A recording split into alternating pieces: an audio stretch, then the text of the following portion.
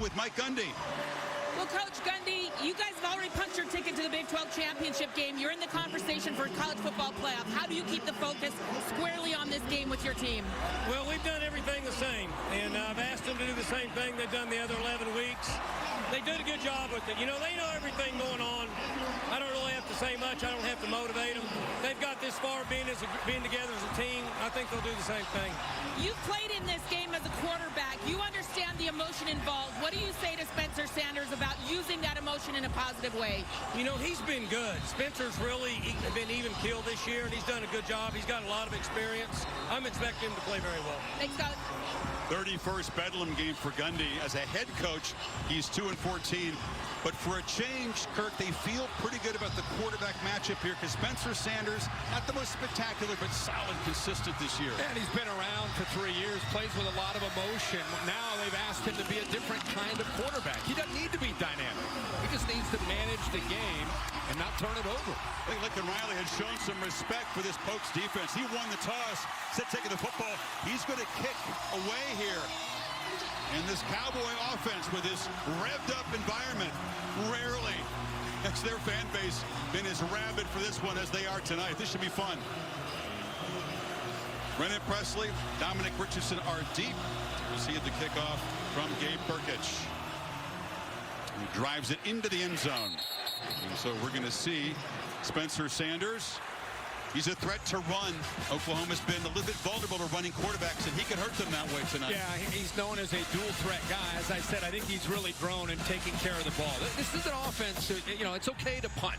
It's okay to throw the ball away. And Spencer Sanders has had to grow in that area. Now tonight, because of this defense, I do think his mobility, whether it's design run, option, or scrambling, he's going to carry it 12 to 15 times.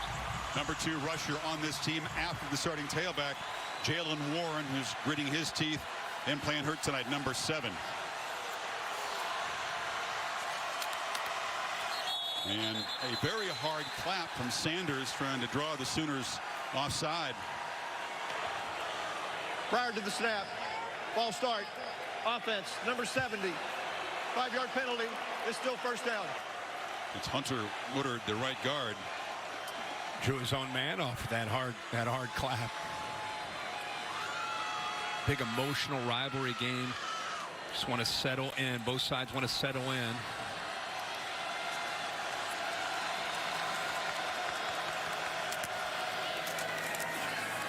Delayed handoff. Warren escapes the tackle. Dodges another man and shows you his skill set. DJ Graham got him to the ground. Well, he has low center of gravity, and he is tough to bring down. I feel like, you know, he's 5'8". I feel like sometimes he does a good job at just getting behind the offensive line and making it tough on the linebackers. That time, there was penetration. You cannot bring him down with arm tackles, even though he is fighting through some pain. Warren, a 1,000-yard rusher already. Sanders looks to throw. His slant is incomplete. Try to get it to Tay Martin, his top receiver. Hard hit from Woody Washington, who's back healthy in that secondary. They play great defense. They want to run the football. The Chick-fil-A impact players, Jalen Warren, who we've already seen 7. He's got to be able to get a big night tonight, averaging close to 5 yards a carry. And then Tay Martin leads a very young group of receivers. He's the elder statesman, number 1. Isaiah Thomas is outstanding at getting penetration, applying pressure on the quarterback, and Brian Asamoah, a veteran linebacker in the middle, will have to do a good job against his obvious run-oriented style offense.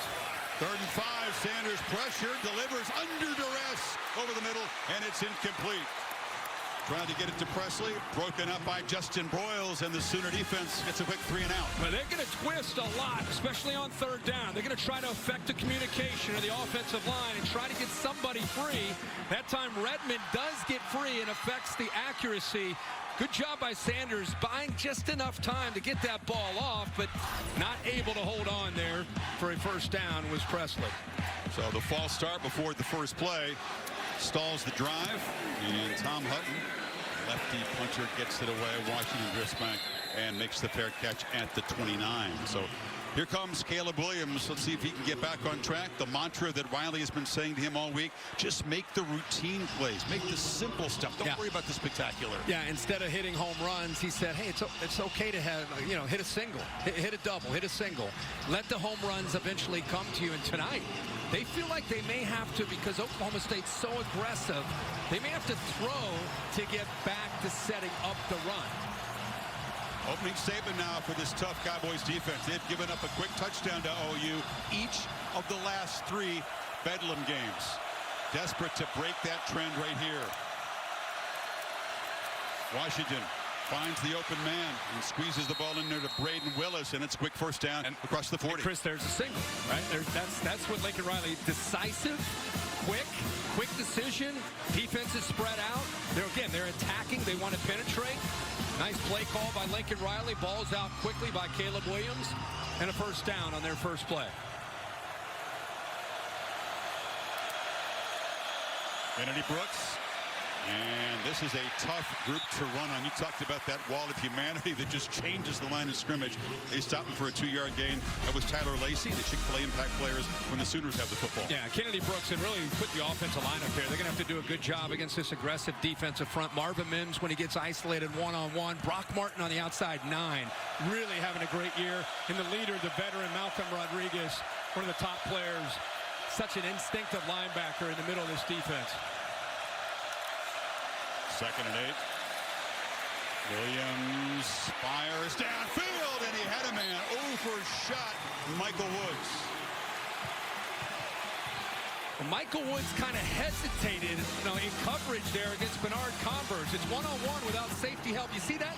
That slight hesitation, I think, affected the timing. I don't know what Woods was thinking. I don't know if he was thinking that he might be bringing him back with like a back shoulder, but instead, I think Williams saw that he had maybe a step on him, so he led him downfield. But that hesitation that time by Woods on his route impacted that route. And now they need 8 against the #1 3rd down defense in America. Delayed handoff. Brooks is going to try to run for it. Doesn't get there. Hammered down at the 45-yard line. And it's the Cowboys defense that gets off the field quickly. Well, they've defended this counter play all week with Jim Knowles. They know it's coming, and they know how to defend it. They've seen it in their sleep. This is an offense always with Lincoln Riley. They love that counter play. Surprised on 3rd and long they went with it there, but the Pokes defense ready to bring it down before they got to the first down marks. Michael Turk would lead FBS in punting, but doesn't punt often enough. Less than 3 per game. Transfer from ASU, boots it high, and it will bounce out of bounds. It's a touchback. Oklahoma State caught a break that flirted with going out at the 1-foot line.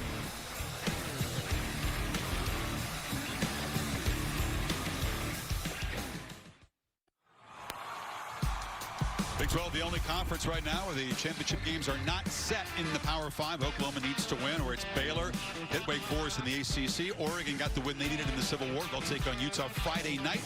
And Georgia Bama was already a done deal. How about Michigan? I was going to say, some people may be looking, Iowa. What happened? Well, Wisconsin lost to Minnesota, and Iowa, with a win, they go into the Big Ten championship. Sanders takes off.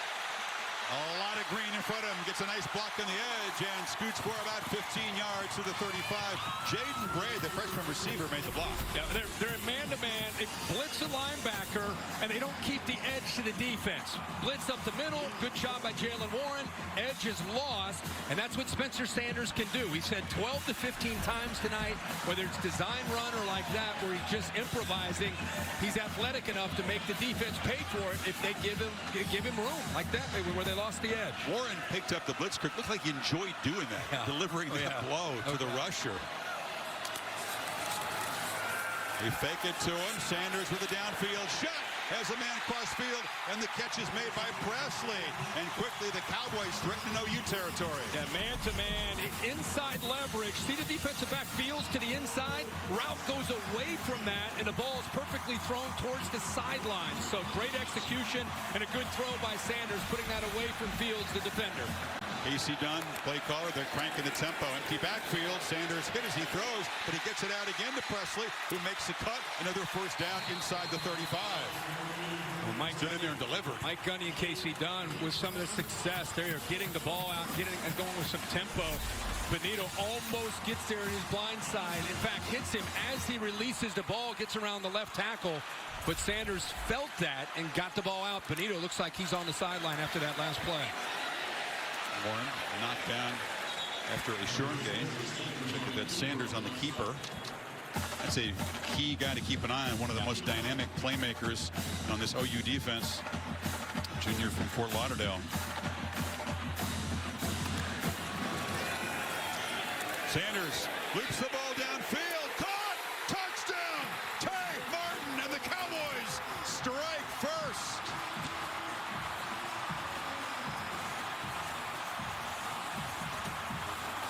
Strong drive by Sanders, Kirk. And he did a heck of a job of getting the ball out quickly.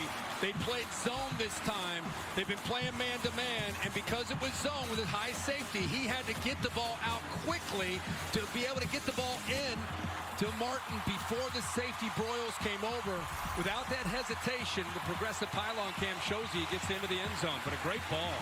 2 incompletions on the opening drive, 3 for 3 on that possession as they take it 80 yards in 5 plays, and Tanner Brown tacks on the PAT. That's a little old school Oklahoma State offense. Now the Cowboys with that tough defense, up 7 in the first 4 minutes, 3 seconds.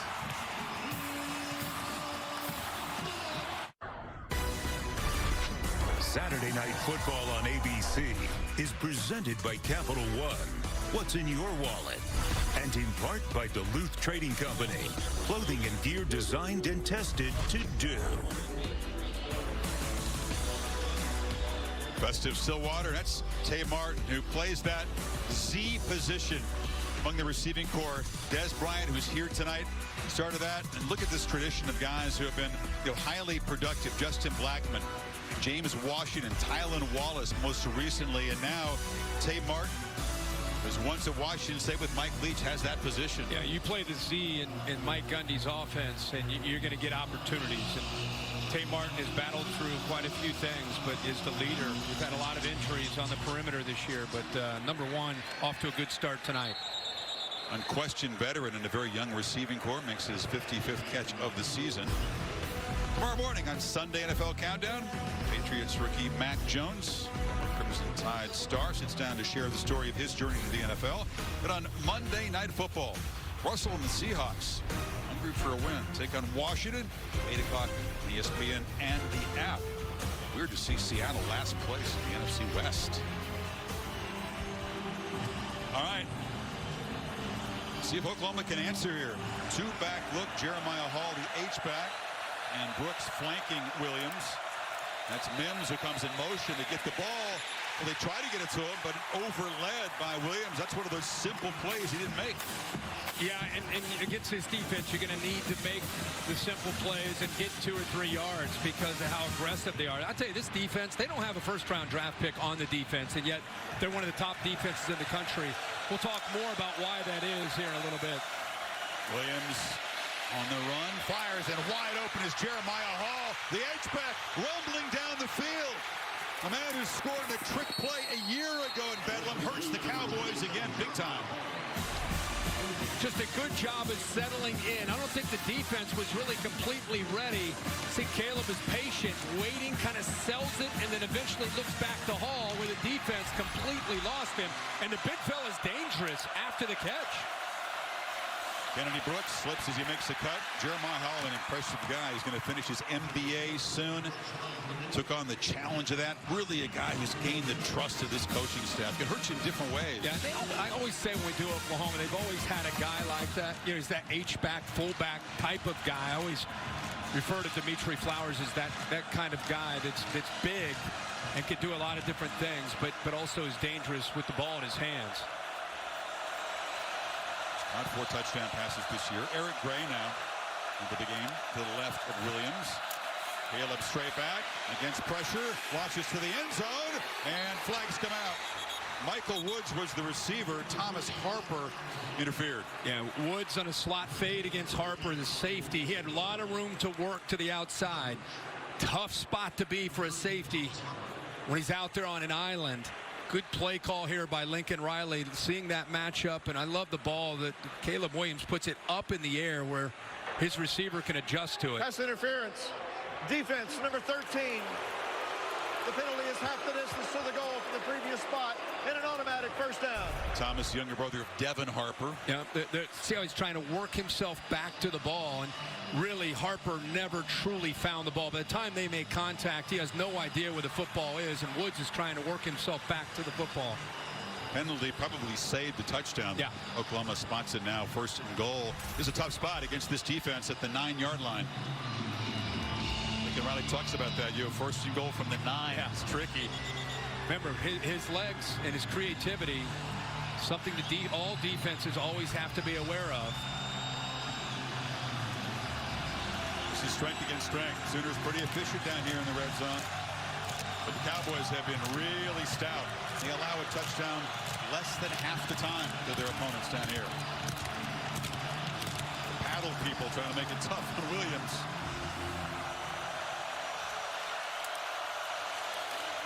Brooks on a delay, has to bounce it, and he'll be stacked up, dropped behind the line.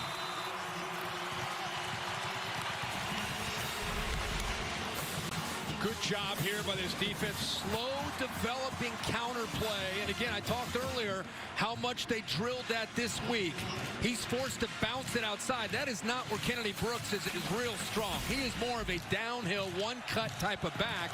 But a good job by the defense, again, of pushing that to the outside. Rodriguez, top tackler in this defense by 25 tackles there on the stop again. 2nd and goal. Pressure comes. Delivered, touchdown. Nice pitch and catch. They beat the blitz. And Brian Darby with his 2nd touchdown of the season. And Wiley's offense answers quickly.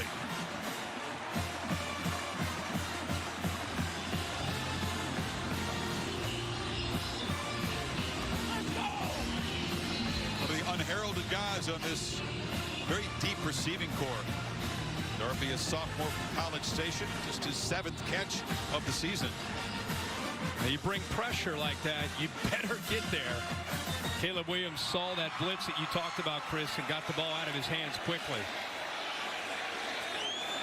Well, they said it wouldn't be a shootout. This feels like vintage Bedlam. 7-7, like 7 minutes in. But you get the blitz from the outside right here and right here, and then here is your matchup that they're trying to take advantage of. They do a good job. See the blitz? The ball, they just don't have a chance to get there. It wasn't even necessarily picked up.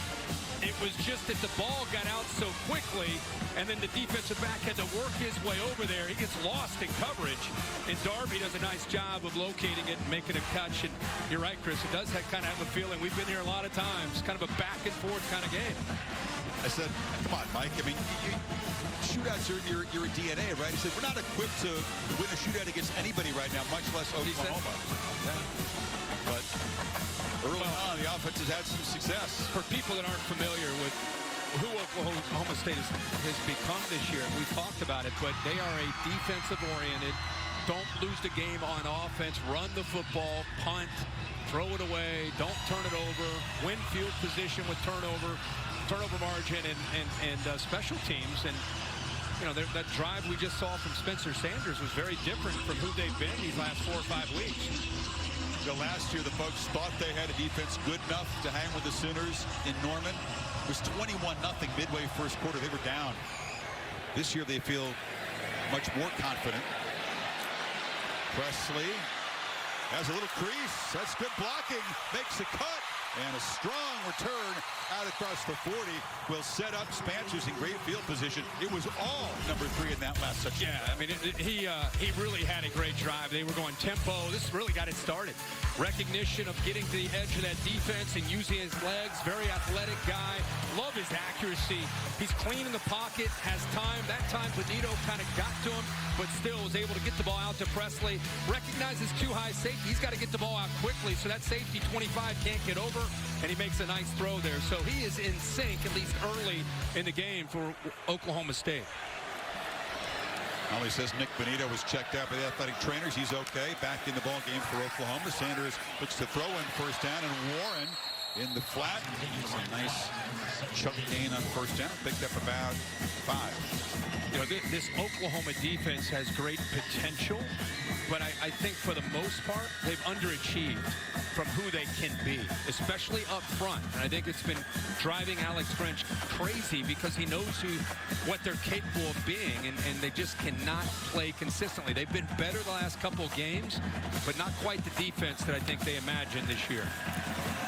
Warren takes a handoff, and they get a crease against that defense. They expected to be one of the elite defensive fronts in the country, right? Yeah. It hasn't panned out. Yeah, it has not panned out at all. And this is what I'm talking about, how hard it is to sometimes find him, right? You're going to move and twist and slant your defensive line. It puts a lot of those linebackers. They throw it in the flat, and a completion to Blaine Green, another one of the true freshman receivers, no fumble. He was whistled down. Freshman from Allen, Texas. He's become kind of a fast learner. They use him at the cowboy back position, which was kind of a hybrid position. Yeah, well, and they move, and they'll say, you know, in meetings during the week, he'll go to the receivers group, then he'll go with the cowboy backs to kind of learn 2 different positions. That's a lot on a true freshman, but they feel that he can handle it, and he's got a really bright future. Not only a future, he's doing a heck of a job this year. Here we go. Cowboys threatening again at the 29, looking to throw again on first down. Sanders trying to buy time, flips it, and has a man open. And that's Martin again. First down in the red zone. Number 1 a bit. Another good job by Jalen Warren picking up the blitz. 7. You're right. He's not only picking it up, I think he'd rather pick up the blitz than run the football. Keeper. And got a little bit of a block. Martin on the edge. Pat Fields drove him out near the 15. Right, watch this recognition of play before. Watch 7 in the backfield. He looks left, then he comes back, he sees it, boom!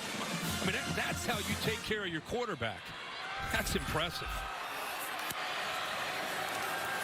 From the pocket.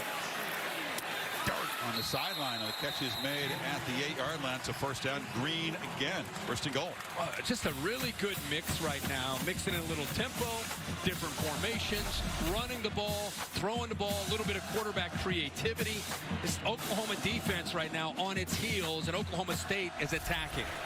And now throw for the end zone. And a battle on the edge, and a flag comes out. DJ Graham was defending on Jaden Bray. To Hansey.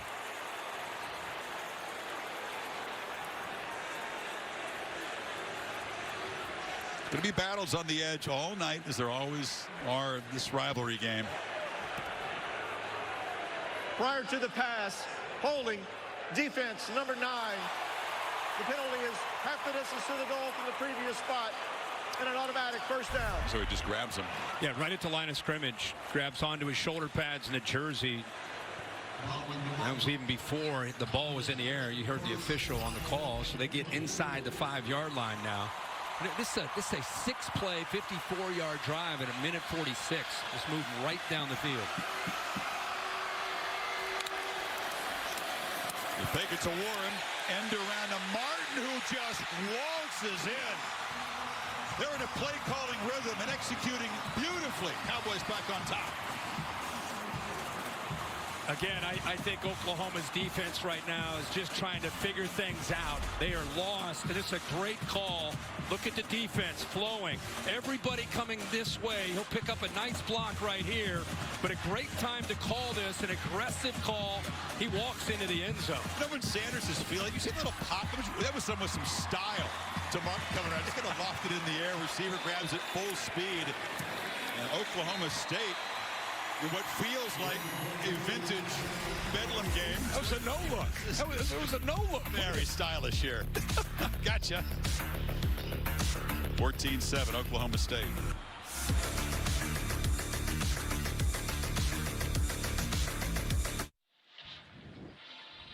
For Bedlam, this is just balmy weather for the Goodyear blimp, providing aerial coverage. Anything can happen as long as you have the drive. Goodyear, more driven. Where's the windstorm, the ice storm that usually accompanies? I know.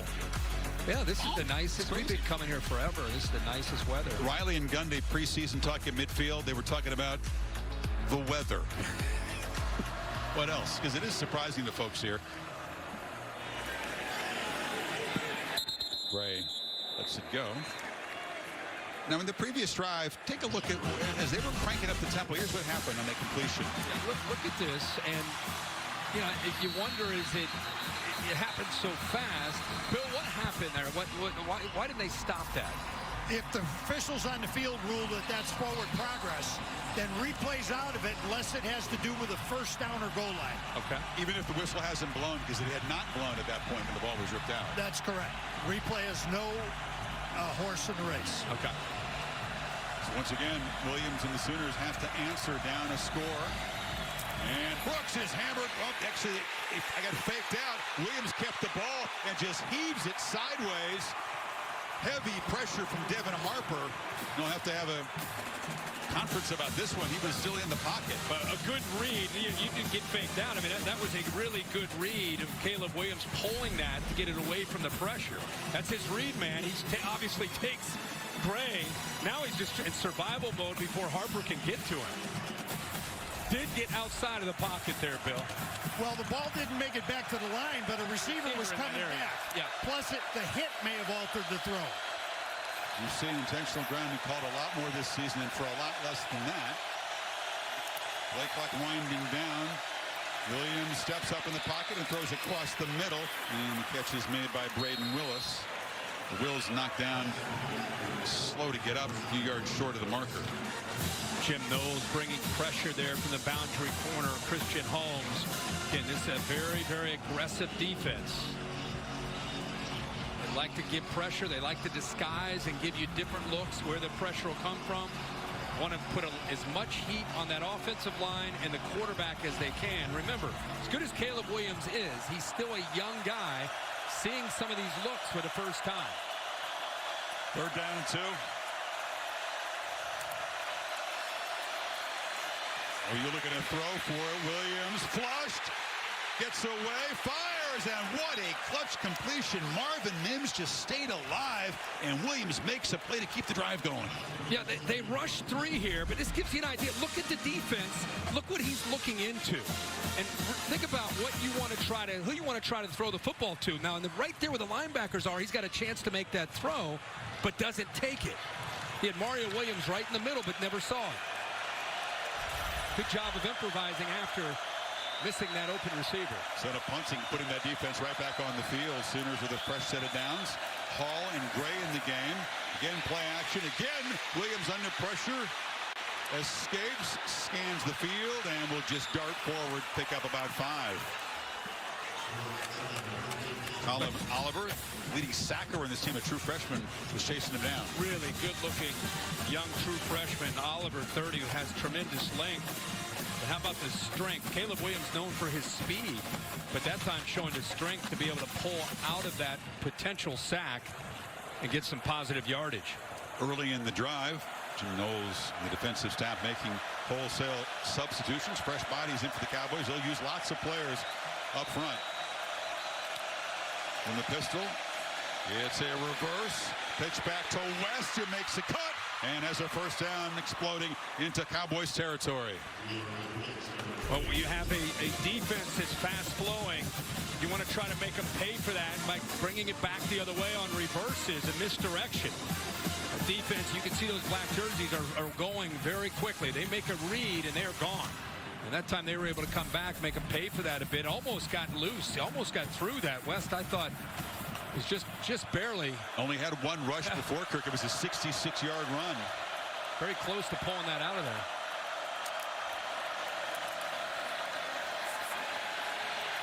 Williams delivers across the middle, and that's the rugged Hall making his second catch. Knocked down at the 40. It'll be a 7-yard gain.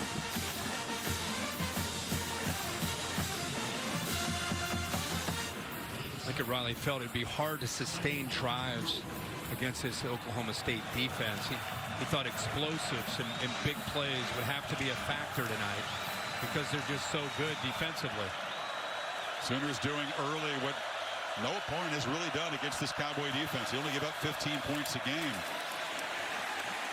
They've been very effective stuffing the run all year. Eric Gray got smacked right at the line. Brendan Evers got there first. A big battle tonight in this game is going to be the Oklahoma offensive line, where I think they've grown and gotten a lot better against the attacking downhill defense of Jim Knowles. Rodriguez and Harper, the most productive linebackers, are always coming downhill, and it's tough to climb with that second level. So that'll be a great battle, especially in obvious running downs. See how they hold up, the Sooners up front. Third down again, they need 3.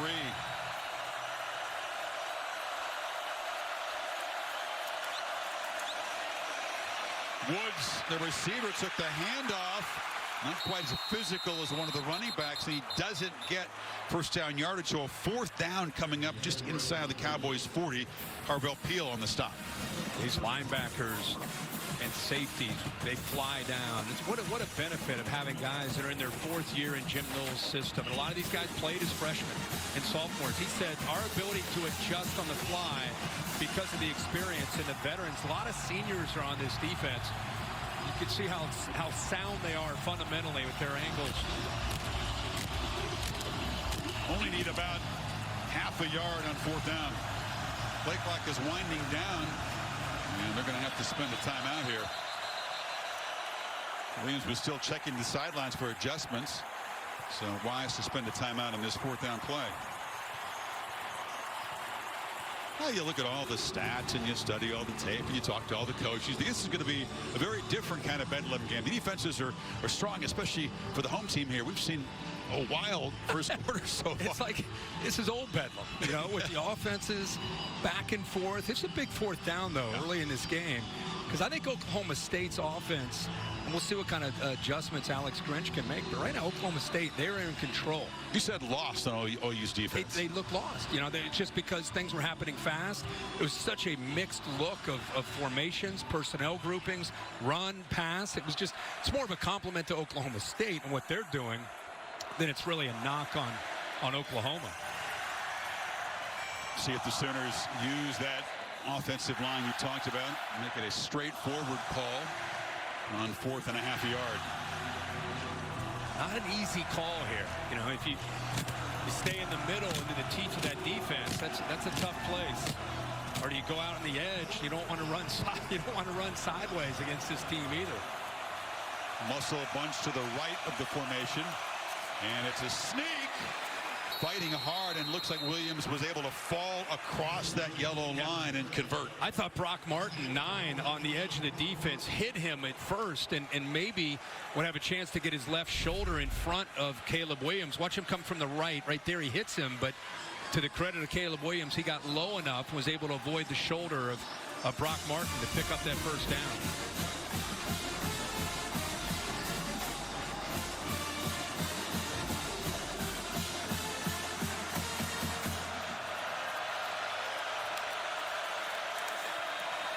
Wanted to get the ball to Brooks in the flat, but the running back was covered, and Williams is knocked down by Malcolm Rodriguez. Just a really good job by Tyler Lacey taking that away. He's a big defensive end. He's right here. I mean, that's a play of a linebacker, what he does. Recognizes, I'm going to get out here, take that away, and Caleb Williams doesn't have an answer. And that's where Malcolm Rodriguez, in his instincts, able to corral Caleb Williams. Mentioned the lack of NFL day one talent here, but these guys are so well schooled. The mad scientist Jim Knowles has got to be one of the top contenders for the Broyles Award this year. It's a keeper from Williams, and he's rocked, hit very hard, and driven back by Devin Harper.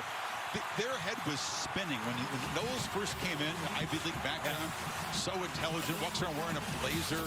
Where is this guy? We're lost. What's he telling us? They picked it up in the last few years. That's what I'm saying. Well, you were around him for 4 years. Again, watch the big guy Lacey again. Takes away the back. Now you've got Harper and the rest of this defense. It's just kind of old school fundamentals.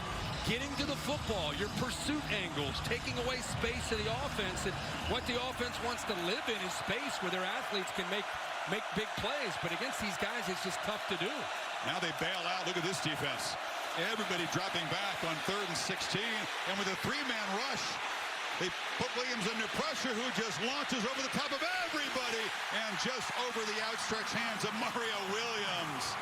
That was a funky play. It really was. They had 7 guys all the way back at about 15 yards. But what happened was because Caleb Williams took so much time, he gets away from the pressure of Lacey right there. He keeps it alive. Look back here. Look at the safety. He just couldn't last that long. He lost himself. He was more focused on 11, Hazelwood, and lost 4. Mario Williams get behind him, and Oklahoma State catches a break there. Pretty good throw, backpedaling, off balance, just heaved it over everybody's head. Michael Turk, high punt, and a flag down. They bump into him. It would have to be a personal foul for this to matter. I kind of just knocked into him his foot as he landed. You see the call from Kevin Hassel, this Big 12 crew. The 5 or 15-yard variety is crucial here.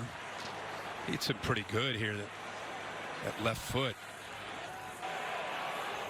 Personal foul. Roughing the kicker on the defense. That's a 15-yard penalty. Brings an automatic first down. Crowd doesn't like it, of course, when you hit a guy's ankle and the leg is extended up in the air. He's very vulnerable. You ever been a guy that boos at the ball game? You ever been that guy? I've been that guy. Have you? At a hockey game? Yeah, sure. You boo?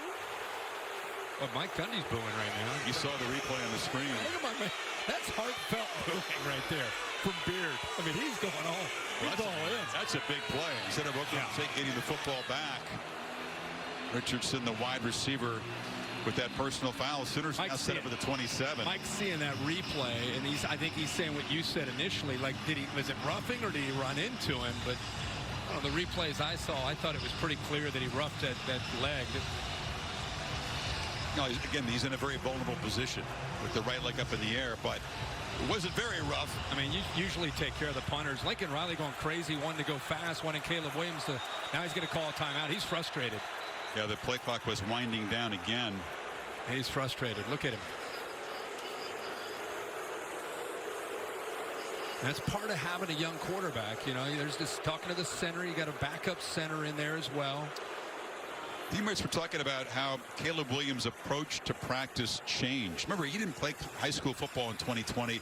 He had great success. He had never had a game really like that loss at Baylor when they threw for less than 100 yards. And his approach, Jeremiah Hall told us after that, was to come in with, more interactive and be more in command, and the teammates were impressed how he responded to that in practice. Which is, think about it, you're a true freshman playing at a school like Oklahoma where the expectations are to win every game, and you have a setback like that. You learn with these young players because you don't know. You're speculating, but you really don't know until you see it. And so that was a very favorable reaction by the entire team to see what he did. And first down, Brooks breaks the tackle, and he has muscle down after about a 7-yard game. Tanner McAllister. Really good job by the offensive line here, opening this thing up on the right side. Look at that, Murray, Robinson. Look at that big hole. That's the kind of running Kennedy Brooks likes. Getting downhill, quick read, and he's more of a slasher. He doesn't necessarily always want to work sideline to sideline.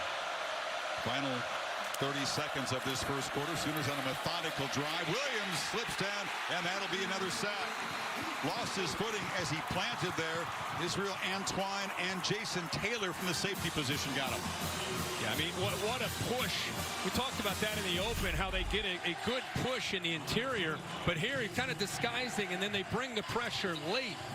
Kennedy Brooks releases, maybe wanting the ball, and in fact, Caleb Williams looked like he was about to go out there, but there was another defender, so just too many black jerseys on that play for Caleb Williams. He just kind of had to eat it. 45th sack for the Cowboys. That's a new school record. #1 sack defense in America has knocked the Sooners back, but Oklahoma threatening. Exciting first quarter here in Stillwater. 14-7 Oklahoma State. Back after this message and a word from your local ABC station.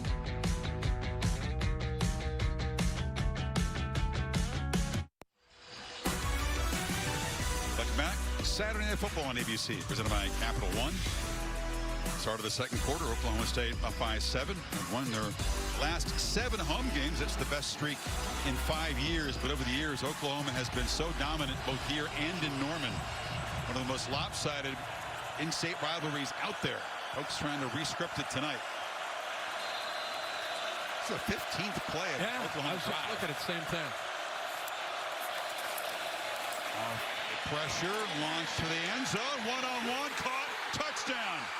Austin Stogner. The H-backs have been enormous so far for OU. Are you kidding me? Honestly, are you kidding me on this throw?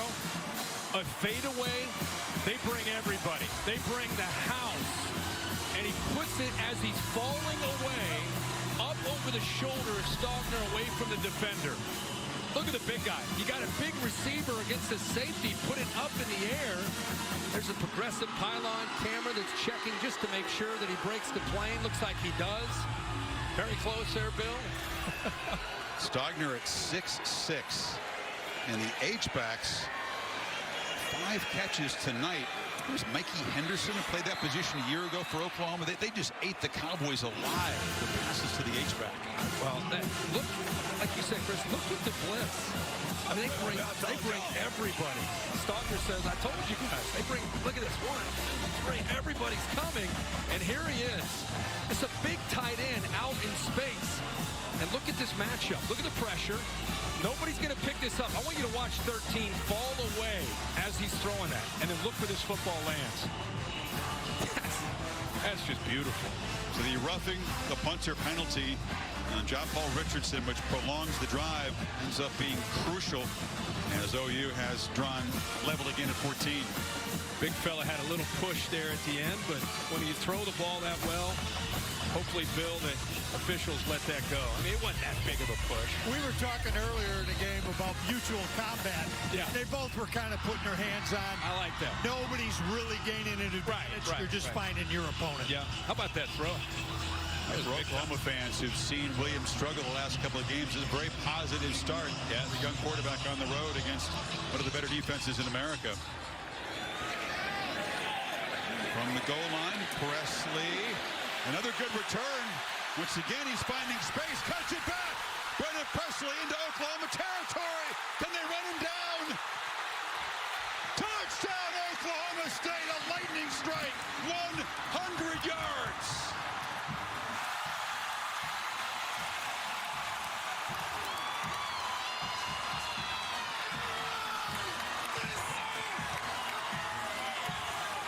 I tell you, with his speed, he doesn't need a lot of room. Some good blocks on his side. He pulled away from Brian Mead, the linebacker, who's covering that kickoff. Looked like he had a chance to maybe bring him down. But the right side on that right return, couple critical blocks, and you get him out in space. He's exciting. You're right. Excellent blocking once again early in the return, the second straight kickoff return. But that time when he got space, they could not run him down. 5'8", 175 out of Tulsa. Watch 52, 47, boom, boom, a couple good blocks. Then right there, I thought Mead might bring him down. Now he's dangerous. Now he's out in space. Nobody's going to be able to catch him. Fireworks all over the place. And the special teams deliver for Mike Gundy. The third time, Oklahoma State back on top by a touchdown. Spencer Sanders says, I got no problem with skipping a series. Let's take the lead on special teams. And what an answer after that great drive of 15 plays and a throw by Caleb Williams. There's a reaction from the quarterback. This is Bedlam.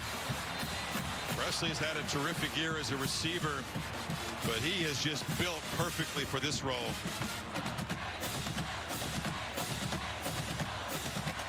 Once again, this Oklahoma offense is going to have to answer. They've been up to it so far.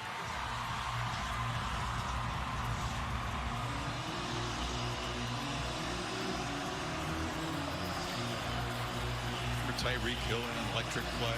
Bedlam series with that when he was Oklahoma State. Yeah. You do something in this rivalry, especially when you're on the Cowboys side. If you can win this game, that's become part of Oklahoma State lore.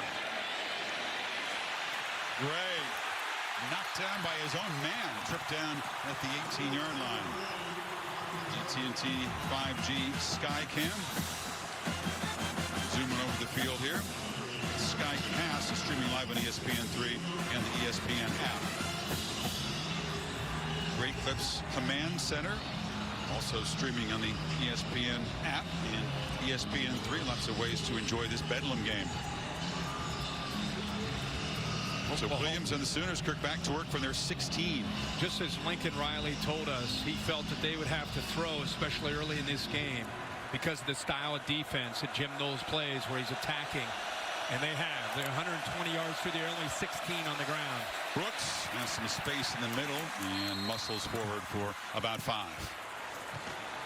Well, I think this offensive line is really prone. I mean, it's been an area over the years. It's while all the skill guys get most of the attention, anybody who really follows Oklahoma would tell you the offensive line and how physical they have been over the years has been incredible. And this year, it was a group that had to gel. They've had some injuries. They've had some new faces. And late in the year, you can start to see them kind of putting it together and playing with more continuity because of the obvious experience. Brooks in the flat. Has a couple excellent blocks. Makes the cut. Kennedy Brooks. They track him down at the 45-yard line, but a big play out of the backfield and a whiff by Thomas Harper there. Well, watch the wall that Harper runs into, because Stogner gets out there. You also see Hall, and he had Kennedy Brooks man-to-man. And so by creating that wall for him to have to work through, it gave Brooks enough room to catch the ball and then have enough room to be able to get upfield and pull away. Not used as a receiver that often. Typically, that's Eric Gray in that role. Just the 6th catch for Brooks. They fake it to him, fire down the middle, and it's Stogner running free. And the H-back into Oklahoma State territory. But when you come downhill, you're going to be aggressive. Be careful. Watch him hesitate and then get behind you. Watch the little hesitation. I'm just blocking. Nope, I'm going behind you. Good job of baiting the safety, a veteran safety, and then getting behind him. And I love how that time Caleb Williams helped sell that by being patient before he made that throw. It's all about the H-backs tonight. Not look to feature the wide receivers yet. Working down the middle of the field. Cowboys crowd the line. Brooks gets through that run. Blitz breaks a tackle in the clear and now muscled out at the 11-yard line. See, you go back to that last play. By running that play, not only is it successful, now I'm a safety. Now I got to be a little bit leery. Instead of just coming downhill quickly against this run game, now I got to worry about play action. And now by sitting back, now you can go back to your bread and butter, physicality, running the football and trying to win the line of scrimmage. That run puts Brooks over 1,000 yards for the season. The 3rd time running back has done that in his Oklahoma career. First down outside the 10. Brooks has it again. That time smashed right at the line of scrimmage as Brooks joins guys like Damon Parker, the great Adrian Peterson, Samaje Perine. And that's a pretty exclusive Buck 3,000-yard season. Of course, Brooks opted out, did not play in the 2020 COVID season. But he has been a serious force in these Bedlam games. Hurt the Cowboys big time in 18 and 19. 160 plus in each of those 2 games. Gray is in form on this 2nd and 10. Williams checks it down underneath, and this all wrestled down by Taylor. 3rd down coming up. Well, it's getting feisty. Darby and Harper jawing. Yeah, in front of you. There's Darby, Harper. Poor photographers paid the price. Man down.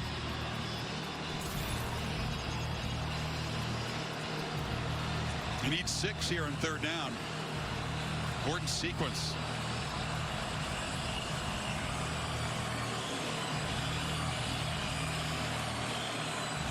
Gray is the tailback.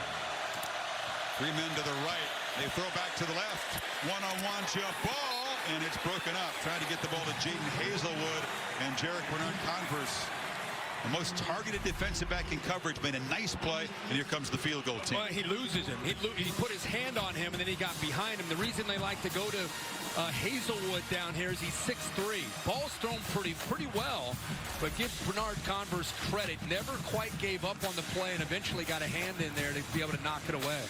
Gabe Brkic was ultra reliable till the last couple of games. He missed 2 wide right in the loss to Baylor.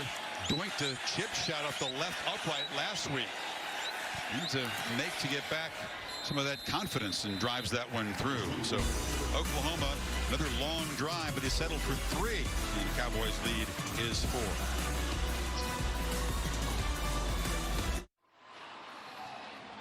This is where Lincoln Riley was losing his mind in that timeout. Yeah, I mean, this happens so fast. You know, you're wondering, is that pass interference, Bill? The left hand, though, right? Yeah, he's got a restriction with the left arm that's forcing the receiver only to go up with one hand. That's not mutual combat. That's restriction. He's just livid. And restriction is what I think Lincoln Riley, I mean, he worked the officials over and given some demonstration during that whole break. Careful when you demonstrate. Don't put your hands on the official. Yeah. But I think he has a, Bill, after looking at that second shot, you could really see the hook there with that left arm. I would have easily supported a pass interference call. And this is a short kick. They keep it away from Presley, and that's Richardson knocked down at the 28-yard line to Chris Felica. The Bear with our Affleck trivia question tonight. Chris? Test your little knowledge here about the recent college football playoff history with tonight's Affleck trivia question. Oklahoma 10th, Oklahoma State 7th this week. What is the lowest ranking entering championship Saturday for a team which went on to reach the CFP? So basically we'll be looking at Tuesday's ranking. Ohio State was 6 in 14. I think. First year of the playoff. Yeah, and they went by TCU and Baylor.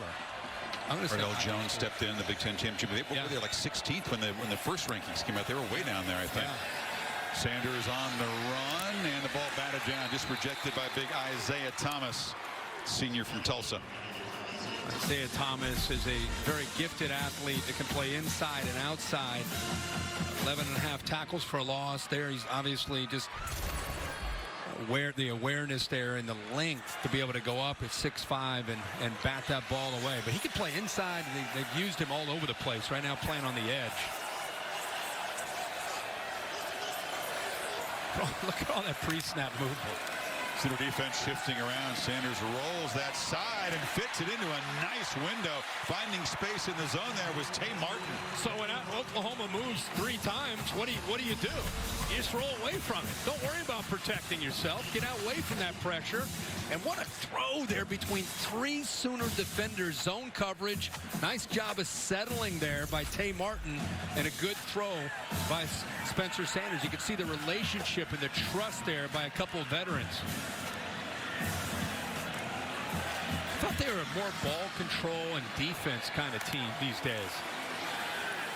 And change the pattern. And this is Presley. The electric kick return for a touchdown. Moves the ball back into OU territory. Mike Gundy gets into a huge rivalry game, and he just can't help himself, right? Big stage. Been winning with defense and running the football, and he says, nah, not in Bedlam. We're swinging for the fences. Play action, slant, and the ball batted away. Broken up nicely by Woody Washington. And a flag comes in very late now. Thrown by the back judge. This will not be pleasing to Riley, who was upset about the non-call. It's his receiver. I think it's the same call. I think the opposite hand from the hand that the defender Washington used to deflect the ball. I think the right arm this time gets around the receiver. Defense, number 0. The ball be placed at the spot of the foul.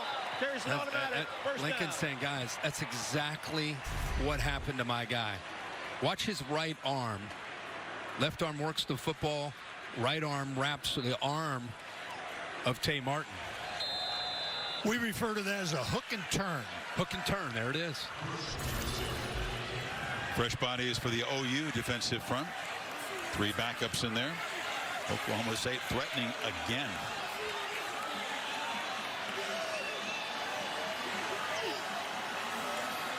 Three receivers stacked to the left. And they get the ball out. A flag is down. Catch made by Presley, who's wrestled down at the 34. Just a free play there. Oklahoma jumped. But they are moving a lot up front, a lot of stunts, a lot of pre-snap movement, trying to affect Oklahoma State and that offensive line's communication. Offside, defense, number 96. In the neutral zone at the snap. 5-yard penalty. First down. So it's this movement before the ball. You know, you think, why are these guys doing that? Well, they go from an odd look to an even look, and anytime they move as a group, it affects what that center is calling out to communicate what they need to do, whether it's pass protection or combination blocks in the run game. That's Alex Grinch has been doing that since he was at Washington State as a defensive coordinator. 1st and 5 now. Sanders keeps it and doesn't get the blocks he needs. Flying in to make the play is Turner Yell from the safety position. Yeah, he does a nice job. They're actually rotating and moving. Keep an eye on him. He comes all the way over because of the motion, and his eyes are in that backfield, anticipating a run. You know, they missed him this year. This secondary is buttoned up now because they're healthy. Turner Yell comes back, and it allows the others to move around. Sanders takes off, escapes the pocket, sprints straight down the field, and dives for a first down inside the 25. 18 runs of 10-plus yards this year. That's a lot for a quarterback. Again, the scouting report had to say 3 is a factor, especially on third downs where you can scramble. Nobody there in the middle of the defense. Playing with tempo, and in the flat, it's Warren. They didn't really account for him. They still don't have him to the ground. Finally, after an 8-yard gain, tackled at the 14 by Washington. Well, Oklahoma State is not only having success, they're doing it with the tempo to impact what Oklahoma can do to settle in and make adjustments. They don't look settled in at all. Warren spins free of a tackle. It's 1st and goal. You know you have a defense in trouble when they're looking over to the sidelines. They're trying to get substitutions. You got guys with hands on their hips trying to get on the same page. It's been this way most of this first half. This is not what the scouting report showed of Sanders in this offense from most of what you've seen all year. But this is Bedlam. Right. The unexpected, Right. everybody says, right? That's right.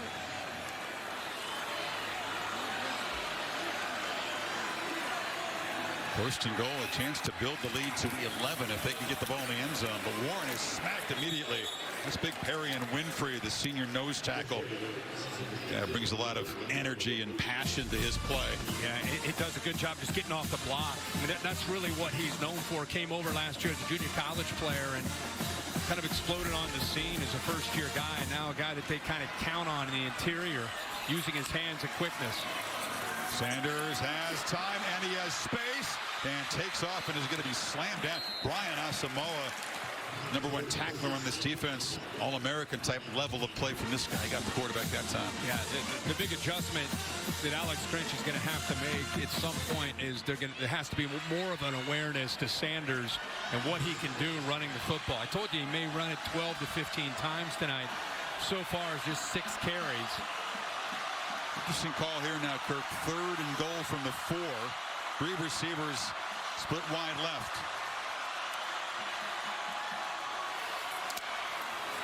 And they give it to Warren, and the Sooners all over him. Nick Benito flew in, dropped him back at the 10, and here comes a field goal attempt. It looked like a miscommunication on the right side of the offensive line.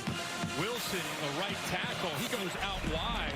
Watch him move out to his outside. Benito go underneath him, and nobody picks up the most gifted front player that OU has. I mean, you got to be aware of where 11 is, but Wilson moves to his outside, making it easy for Nick Benito to come up underneath and make a tackle for a loss.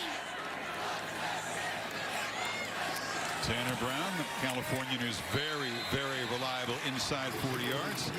Knocks that one through. So Oklahoma State back up by 7.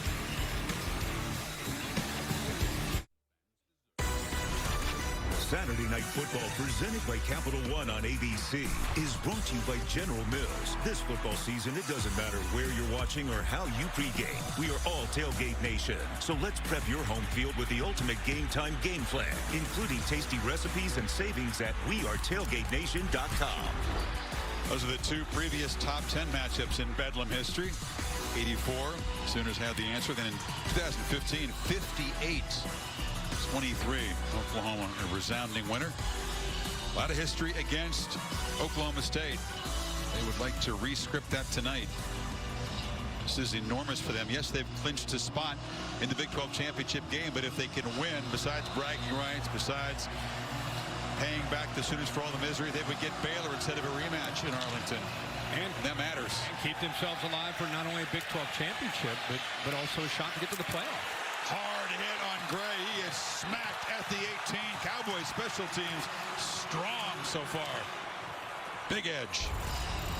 Well, let's talk about Caleb Williams here. Early in the game, a lot of pressure. And I think it caught him off guard. He was just kind of settling into the game. They were coming from a lot of different spots.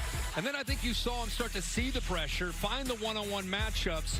And once he found the matchups, it was about just getting the ball out and letting your receivers win. Look at that pressure. Doesn't let the pressure get to him, puts the ball up where Stogner can make a play on it. And that's been the adjustment. Quicker passes and moving the launch spot where he's throwing the football instead of just sitting in that pocket, sometimes getting him out on the edge. From the pocket, launches downfield, and it's incomplete. Tried to find Trayvon West. Haven't really been able to get the ball to Jaden Hazelwood or Marvin Mims, the speedy edge players. Mims is the real deep threat in this offense. Yeah, I mean, you can get the ball downfield to Mims, to Woods. Like you said, Mario Williams has that ability. So far, he's taken some shots with West. We've seen Stogner get some one-on-one chances. Hall also has been a good target for him.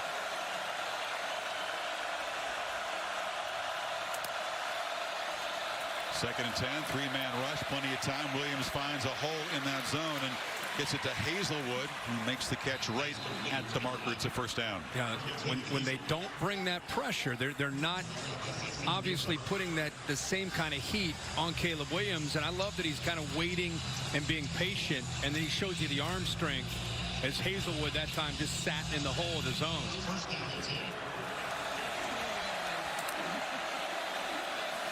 Lincoln Riley communicating with him up top at about the 15-yard line. Big cushion on the right. Williams pressured, buying time, and is run down. Made a dangerous throw on the sidelines. Coming after him was Devin Harper, full speed, and Williams hit the deck. Check in with Kevin DeGandhi for an update.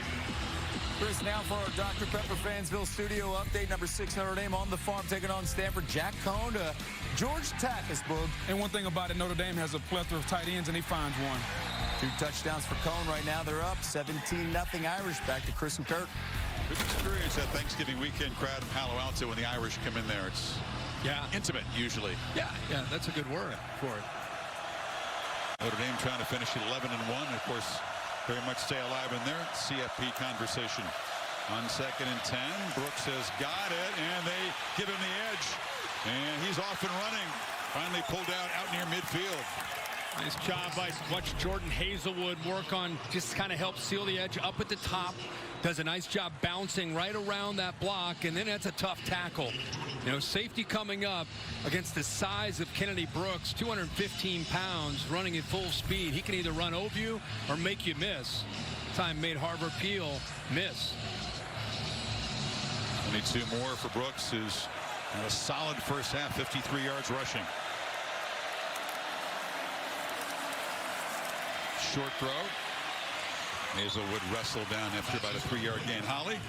Guys, it's really remarkable. Kennedy Brooks, as you know, sat out all last year, opting out due to COVID concerns, but he did not stop working. We've told the story before, but he got up at 5 a.m. every day, would do 2-a-days, whether it was footwork, speed drills, and then he would do a workout in the weight room. He kept working every single day, so when he came back, he hit the ground running. It did take him a couple of games to get into it, but he is at prime form right now. Really proud of this young man, how he kept his work habits even though he sat out. Good point, Holly. Physically, he's his best he's ever been. In the backfield, Williams kind of hesitated, and he'll be trapped for a 2-yard loss, and now it's 3rd and long. Great job up front, getting off of blocks, a play-action look. Got pressure from the outside. Saw the freshman Oliver work around. Then he had to step up, and look at the interior. Good job of the big fellas being able to get off of their blocks. Assy, 99, right there to bring him down. Also ran into 320-pounder there. See if Jim Knowles brings heat. or sits back, rushes 3, drops 8.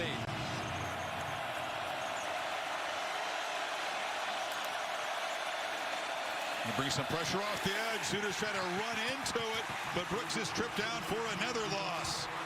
That's Tyler Lacey, the best pro prospect on this defense with the tackle. How about him? I mean, he's just collapsing. I think he's expecting run. Watch, or pass rather. Watch, Chris. He's thinking Caleb Williams, and then he gets around the pulling guard, Murray, and throws that big left arm and trips up Kennedy Brooks. Seeing the defense, it is among the best in tackles for loss, right near the top all season long. They had 2 back-to-back tackles for loss when the Sooners were threatening. Drive is snuffed out. Presley waves for the fair catch at the 14-yard line. So 3:02 to play before halftime. Pokes will try to add to a 7-point lead here in Stillwater.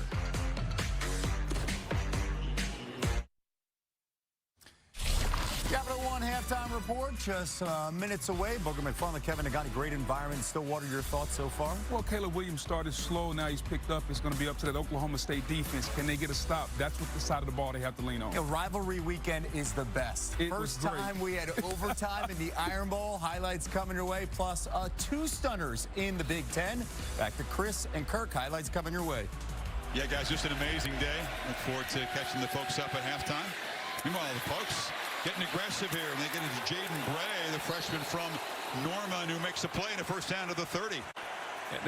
I think Mike Gundy feels that he's got a really good young group, and he thinks that eventually they'll get back to being the explosive offense. Again, coming into this weekend, they weren't necessarily that kind of offense. Tonight, they've shown that, but he loves these young freshman receivers with Green and Bray and others. Keeper. Sanders knocked down. Well, they punted quickly in their first possession. Then Kirk, touchdown. Got the kickoff return for a touchdown. Field goal on the last drive. They've been motoring all over the field tonight. Yeah, and they're doing it very fast. You know, they're trying to put this Oklahoma defense on his heels, and they're doing a good job of it. 2nd and 7. Sanders felt the pressure, steps up and throws a low bullet, incomplete. Tay Martin tried to make a tough catch, pretty well covered by Washington. It's 3rd and 7. Wow, he just missed that. I mean, he had it. He stepped up very nicely. He had a little bit of pressure from the out to his right by Jalen Redmond and just missed the throw. And a one-on-one matchup, middle of the field. He had separation from Tay Martin. Martin has 3 catches and a touchdown in the first half.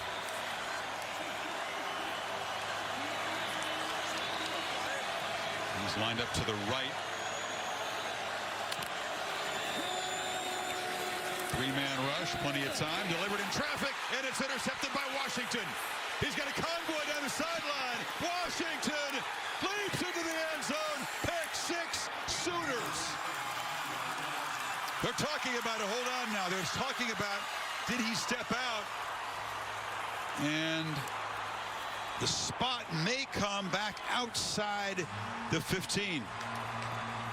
We're going to take a look at this. Rolling on the field is an interception.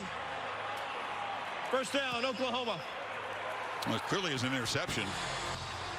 Just make sure that he did step out of bounds. Washington is such an injury-plagued season. Chris, I think what he saw on 3rd down is he looked out and he felt that he saw man-to-man because of the square shoulders from the corner. But instead, he drops to zone. And when he drops to zone, he's right in the way and able to step it up.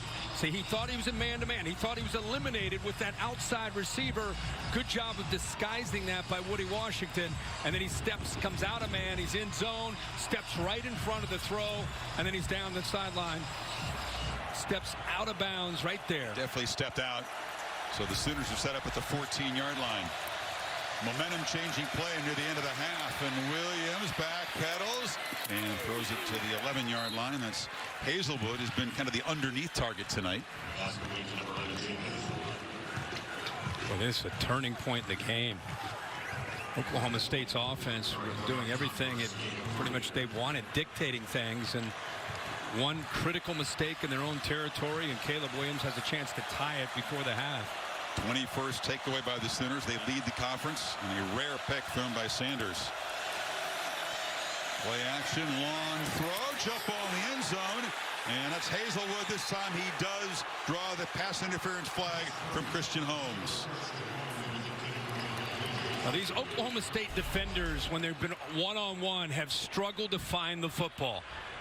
This time again, Holmes never turns his head around. It's a slot fade again. They continue to go to this play because they love the matchups.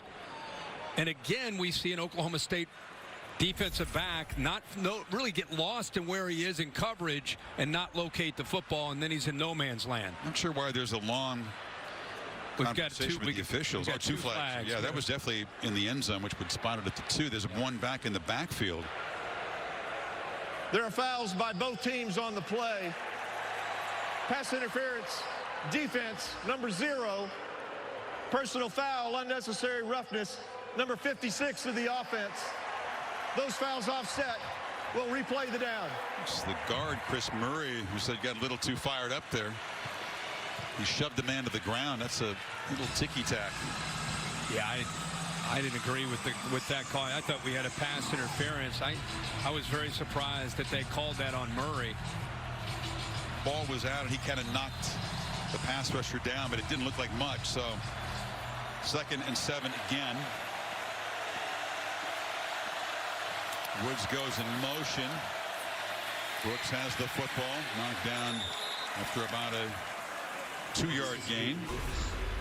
Watch 56. This is the play on Murray. This is the call. The defender went airborne, and then he comes down. Okay, Bill, I don't know how you feel about those. I mean, I know it was late, but when a player's on the ground, yeah, and then you attack him on the ground, that is a personal foul. Really? I saw the initial push. I didn't see him go land on the guy. Yeah. We can't do that anymore? You can't land on him? Maybe in your era, but not mine. 3rd and 6 here. Final minute of this first half. Williams once again, jump ball, end zone, battle, catch made, touchdown, Braden Willis. And the Sooners win a battle on the edge and cash in that interception. Chance to tie things at halftime. They continue to attack the Oklahoma State defenders in the red zone and keep doing it because they continue to look at him at the line of scrimmage. He's lost. He's lost at the line of scrimmage. He has no chance. Wills gets behind him. The eyes go into the backfield by Bernard Converse, but he loses touch, and he's in man. He loses touch with where that receiver is. You're going to see Caleb Williams every time they get down the red zone.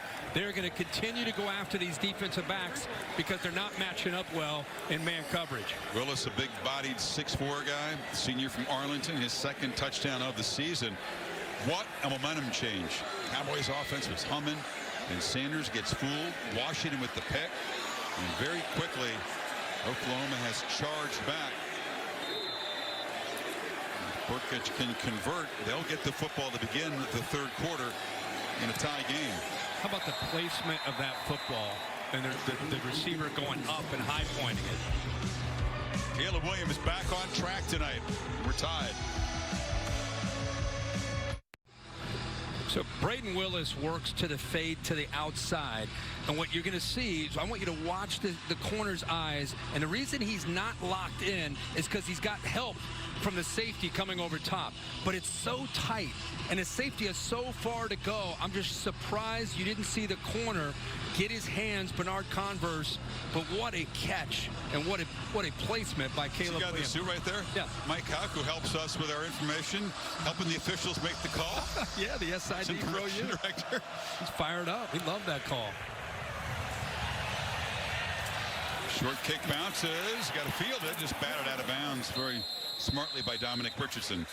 Back to the Bear. I think you're onto something with the answer to the Aflac trivia question. It's a short history of the playoff here, Bear. So you kind of narrow things down. You can't go back to 1850. Yeah, I mean, you stay like 1980s and beyond. I got a chance, Bear. Well, I might be wrong. Well, it is recent, obviously, and tonight's answer to tonight's Aflac trivia question is 6th. 2 teams have been 6th.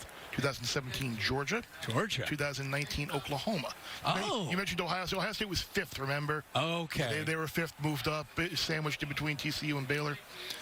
And then the big 59-0 Big Ten championship with Cardale Jones against Wisconsin. And then 2017, Georgia beat Auburn in the SEC title game. That's right. OU 19, that great Baylor Big 12 title game. Yeah. Georgia lost to LSU. Utah lost that night before to Oregon. So yeah. OU wound up jumping up there. Jake Fromm and Georgia avenged that loss to Auburn. They sure did. Now, there was a batted forward, so that is a penalty on that kickoff that bounced. Don't know that it's a huge deal here. Oklahoma has one timeout, and Gundy, you'd think at this point, especially seconds. off that interception, the last throw by Sanders, will just be very cautious. Does that interception second half make him go back to, again, I think he's going to go with what got him here tonight. I think he's going to continue to be aggressive. And Warren knocks down. Yeah, I don't know. He was accused of being too conservative against Oklahoma at times in his career. He's pretty sensitive about that. He says, no, actually, we're more wide open against the Sooners than we typically are against other opponents. And that's certainly been the case tonight. Oh, without a doubt. I mean, you look at the film of the last 4, 5, 6 weeks, and they played to their strengths, which, again, has been that defense and running the football and just playing smart, trying not to turn it over on offense. But they came out with Pistol Pete, with the revolvers going tonight. Yeah, but OU's offense, they've got 261 in the first half. Cowboys have just been giving up 268 for the game. And the H-backs for Oklahoma, those big physical receivers, a pair of touchdown catches from Williams. And we are deadlocked in this crucial CFP elimination game with Big 12 championship game implications. Capital One halftime report is coming up right after these messages, 24 apiece in Bedlam. ESPN, home of the college football playoff semifinals. Friday, December 31st on ESPN. Wild and exciting day in college football. And now prime time in Bedlam. Welcome back to Saturday Night Football, presented by Capital One. And this presentation of the Big 12 on ABC. 24 apiece, one half to decide the other half of the Big 12 Conference Championship game. Playoff implications for the CFP as well. Chris Fowler, Kirk Herbstreit. So much for this being an atypical Bedlam game. We get 476 yards offense, the kind of game Mike Gundy did not want to be in. Really. Well, yeah, I mean, he said we're just not equipped right now to get into a shootout, especially against Lincoln Riley and the OU offense. And here we are in a shootout. So what's going to happen here in this second half? I thought he made an interesting comment to Holly when he walked off with her, mentioning we're going to pretty much go with, even though the interception happened, we got to keep going with what we've been doing. So I think they're confident that they can move the ball against the Sooners defense. And here comes a return. Hesitation and a slip on the cut by Marcus Major, the running back. Fidelo's fighting spirit moment, Kirk, how well the H-backs have played in this Oklahoma offense. Yeah, they're leading the Sooners in receptions, and he spread it around to Jeremiah Hall. Look at all that room to run. You think about the receivers trying to maybe get vertical, but instead we've seen Hall, we've seen Austin Stogner go up and make a play where he high points the ball up and over a defender who never locates the ball. Braden Willis also, nice job. It's a great throw, goes up away from the defender and able to come up with it. 3 touchdown passes for Caleb Williams in the first half. This is Brooks turning the corner. And let's get into Holly and see what she learned at halftime. Well, guys, talking to Lincoln Riley, he loves that H-back tight end matchup right now. He said, we've found some matchups, and they're in our favor. Oklahoma State hasn't adjusted yet, and they are going to keep hitting those. Jeremiah Hall, Austin Stogner, and others. Also, he said the better thing they've got to do against Spencer Sanders and that offense of Oklahoma State is contain the quarterback. He said, we're rushing the lanes, rushing past him. We've got to do a better job of containing him so he's not hurting us on those QB scrambles. That's good analysis from Riley. On second down, Williams back pedals, scans, and now just scampers out of bounds at the 18-yard line. It'll be third down. Lincoln Riley, he's got that little play sheet that a lot of the air raid coaches have. You see some of these coaches in the NFL and college. I mean, it's huge, right? Take a look at his play sheet. Pretty animated play caller for such a little sheet, He gets crazy over there trying to get the attention of Caleb Williams. I think he still likes the air raid label, though. He does. No, he's not air raid. I'm saying when he came up as a player and then as an early assistant. No, he's definitely not an air raid coach at this point. It's part of the system, but not completely. Third down, Williams Has to avoid some pressure. Now tries to make the play with his legs. Can he get the corner? He can. It's a first down. They finally get him at the 24. Harper, but they move the sticks. Well, let's give the offensive line a lot of credit here. You saw a little bit of pressure from Brock Morton on the left, where he gets down, he submarines the offensive tackle, Harrison. But other than that, I mean, he keeps this play alive. And then the athletic ability to speed the pull away from Devin Harper. So good coverage downfield, but you better spy and be aware of Caleb Williams. Because he can take it 65, 70 yards. Right. Done it numerous times this year. Brooks on the delay. Gets around the corner. Kennedy Brooks with a big play in the running game. Still almost fought through that ankle tackle. Finally, Bernard Converse got into the ground, but the Oklahoma State 40. Left tackle Swenson gets around, does a good job, just gets in the way, kind of eats up the linebacker Rodriguez, and this is where Brooks is dangerous. Just a little hesitation, times up the counter play perfectly, and then gets north and south and gets downhill in a hurry and uses his speed and physicality at 215. Brooks went over 1,000 yards for the season in the first half. Close to 100 tonight. 94. Good patience 13 there. carries. Williams straight back. Zips the ball into traffic. That's Stogner coming down with the catch. He eventually did, but he was out of bounds, I think, by the time he possessed the ball. Yeah, juggled it and did not complete the catches. Good luck. Harvell Peel is fighting for the football. You saw the ball go up in the air after he went out of bounds. This is a good, really good look at it. He's got possession for a second. I'll watch if you continue to watch the football. Kind of pulls away. Yeah, maybe, I don't know. What do you think, Bill? It initially looked like he had the foot down inbounds, but he lost and bobbled. Incomplete pass. I like the call.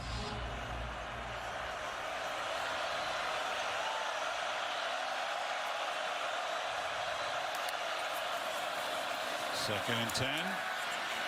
Williams back pedals and just throws it away. All that pre-snap eye candy didn't fool the Cowboys, and Walter Scheid came on the pressure. Yeah, good recognition. Part of that defense sitting back a little chirping, making sure everybody's on the same page here with Holmes and Hazelwood. All right, now third down. Remember, we saw him scramble on a previous third down. Do they spy here? They bring pressure. I would spy. These backers, right now they're out in coverage, but somebody's got to come down and keep an eye on the quarterback. Williams thought about getting away and delivered a low throw. Incomplete. No chance for Michael Woods to make a play. And it's fourth down. Now, he had a chance to consider it. Nobody did spy him. He steps up away from the pressure. If he decided to take off and run, I honestly think he picks up the first down. Or he's got a really good chance, and instead he's rushed the throw to Woods off balance, and it goes submarines to receiver. Took to punt. Presley had the kick return of 100 yards for a touchdown in the first half. Back to receive this punt and waits for a fair catch at the 6. First, second half possession for Spencer Sanders and the Pokes coming up.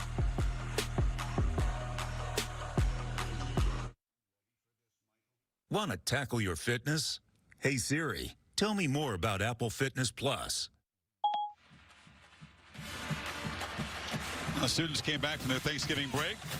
Adult people there. And the Moss student section brought to you by Taco Bell. Student section sauce is the hashtag. ESPN.com/Taco Bell to see how your school can compete. So Sanders and the Pokes got to be careful here. Backed up at their 8-yard line in this tie ball game. And the ball comes out on the ground to fight for it at the goal line. No signal yet. Safety. Oklahoma State got the football back. Dominic Richardson may have recovered it, but Oklahoma takes the lead in the safety. Chris, this is why there's so much potential with Perion Winfrey, the nose guard defensive lineman for Oklahoma. Look at 8 right in the middle, get the push. Look at the power. And he just tackles the ball carrier before he even had the football. He tackles the lineman. He tackles the ball carrier. Everybody is going down, and the ball is loose. Looked like the Sooners would jump on it, but Wilson somehow comes up with it. There's the progressive pylon cam. Ball punched out right there.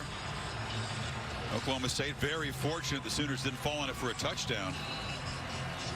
Jalen Redmond, 31. I couldn't tell if he was close to being offsides or offsides. He got a quick get off on the football. I don't know if maybe he did not cross the line of scrimmage. That's Mike Gundy's saying the same thing with Jalen Redmond. It did look to the naked eye live that they had jumped off. Yeah. Let's take another look at it here. That's what they're fired up about. Watch right here. I don't know if he actually crossed. Bill, what do you think? He started to move, but I don't see him in the neutral zone at the snap, so Okay. I have him clean.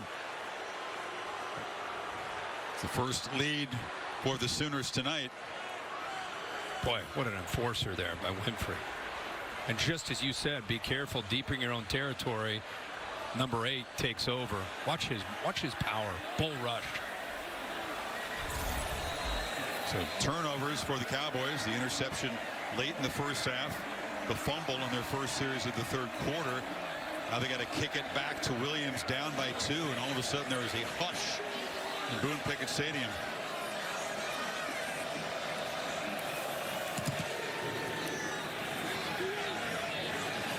Gray from the 18. Had a little crease and spins to the 40. Time for the Pokes defense to kind of earn their stripes here and live up to their reputation. Goodyear providing aerial coverage, making the plays that move you forward. Goodyear more driven. Yeah, I mean, Chris, the open of this broadcast, we put a defensive graphic up, and almost every category, whether it's third down defense or against the run or total defense, score points allowed, they're number 1 or 2 in the nation in almost every category. And tonight, it's not been the kind of defense we've seen all year. Now, the skill level and the competition has gone up, but this has been a very different vibe and feel from the Pokes defense. Brooks, yeah, they've been more vulnerable to the run tonight than they have all season long. Nobody's really been able to run the football on it. I mean, this defense is built to stop the run. They want to make you throw the ball. And then they want to get pressure. I mean, they lead the nation in sacks. They're just an aggressive attacking defense, and it's been Caleb Williams making the big plays through the air. Imagine there was a conversation in that defensive room about how to cope with the H-backs that you talked about. Williams pulls it, wanted to launch downfield, and now checks it down off the hands of Brooks. Long throw. He had some space there. Should have made the catch. So at defense, it's known for it being aggressive and sacks and tackles for a loss. Instead, they say, you know what? Let's play coverage. Let's let him sit back in the pocket. Let's give him time. Let's take away everything downfield, and let's make him check it down.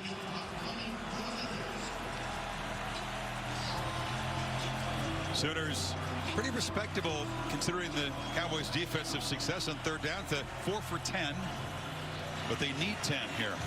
But Marvin Mims had a quiet night. 1 reception for 4 yards. He's the big play receiver for the Sooner offense. You're right. And Williams looking to run for it on 3rd and 10, and flying in from the edge was Devin Harper to knock him down. It's 4th down. Now there's eyes on a quarterback. You're thinking about him on 3rd long, not necessarily running the football. You're thinking about him maybe taking off and scrambling, but instead he starts to run. Great recognition from one of the leaders and playmakers on this defense, Devin Harper. So now we've called them out. They step up, get the ball back, get a 3 and out. That was an important stand because OU had the momentum. All of a sudden, the Cowboy offense is sputtering a little bit. Turk, high, good boot. And it's muffed. Ball rolling around in the end zone. Touchdown, Oklahoma. Boyles scooped it up. A special teams disaster for the Cowboys. And the man who was the hero in the first half with a 100-yard kickoff return Brennan Presley makes a crucial mistake there. And watch him start to fall back on the football. He's got a defender coming down to hit him, the gunner, and instead of sitting underneath the ball, you watch him go back. Now he's inside the 10-yard line. At that point, it's always safer to just let that ball go, but tremendous hang time to allow the gunner to get down there, and a critical mistake there by Presley and the Oklahoma State special teams. At that point, if you're drifting back in that position of the field, better off just let it bounce and go in the end zone. What a turnaround. Safety, mistake, miscue on those special teams, and all of a sudden, 9-point Oklahoma lead.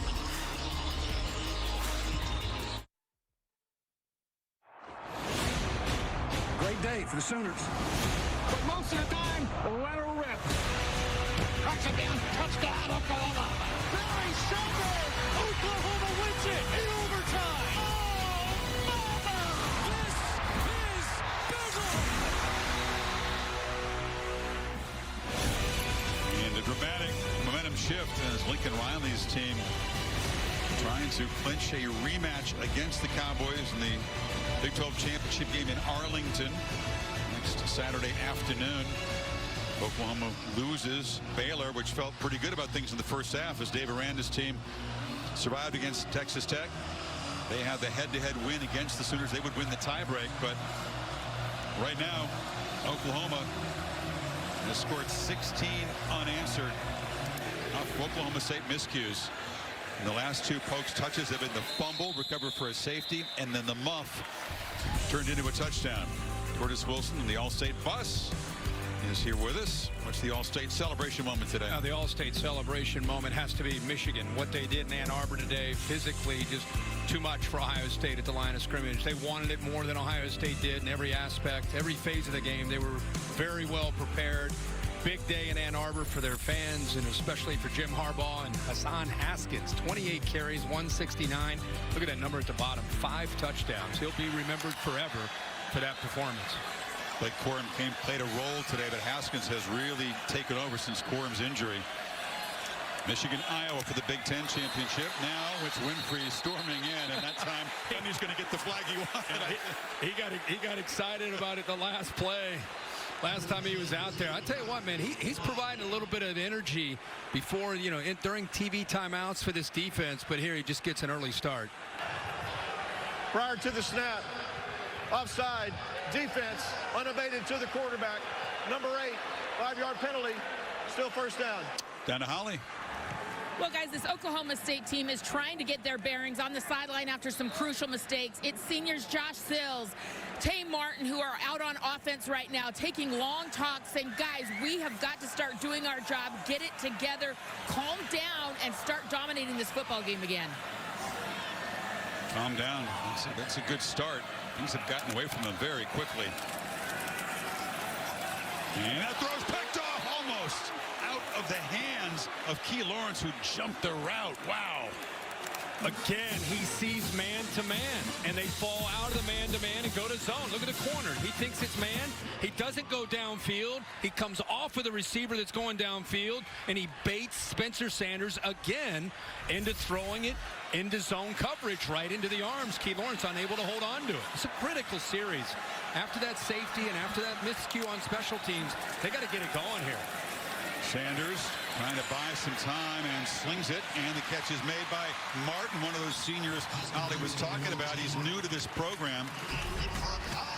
Chris, watch seven slip out of the backfield. Benito takes him away, actually runs into the defender, but he's still there. That's where Sanders wanted to go. I thought he was going to give up on the play, but he doesn't.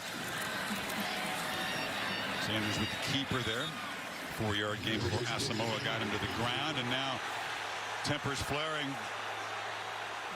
They got locked up on the tackle. Asamoah and Sanders, he kind of stepped on top of him, over top of him, and Sanders didn't care for it. It's after the tackle. He kind of tries to get up, but he steps over top of him and gives him that. Yeah, actually elevated him off the turf. Look out, Warren busts free, and that's the spark that Cowboys offense needs. Washington got him to the ground, but inside the 35. And he gets downhill. That's what Oklahoma State loves to see from Jaylen Warren. 5'8", 215, low center of gravity. We've seen him bouncing it that time right into the guts and the teeth. 24-yard gain. He motions out now, and a pitch into the slot receiver, Blaine Green, and the freshman near the marker at the 25. This is what we really saw more of Oklahoma State in the first half. Not only success moving the ball, but going very, very fast and affecting Oklahoma's ability to just get lined up. 2nd and 1. And Warren dropped behind the line. Quick penetration that time off the edge by Ethan Downs, a true freshman. Ethan Downs goes right around Birmingham, the left tackle. Watching the far left, goes outside and uses his hands and quickness to go underneath him. Right there. Little swim move, uses his quickness and athletic ability. Pretty impressive from the freshman, true freshman. Backup getting a chance to make a play, and it sets up 3rd and 4.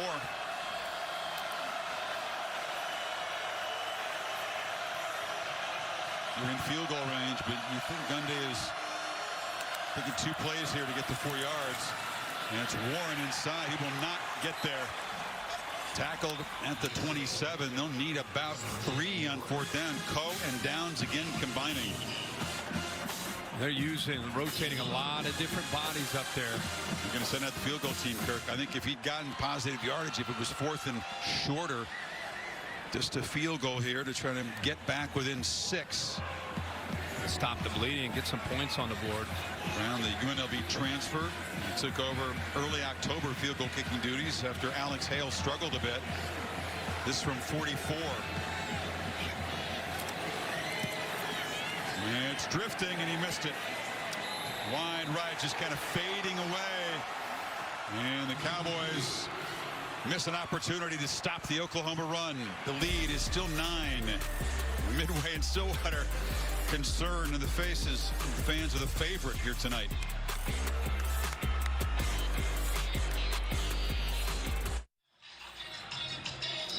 Selection Sunday in college football is December 5th. Exclusive reveal of the CFP semifinal matchups.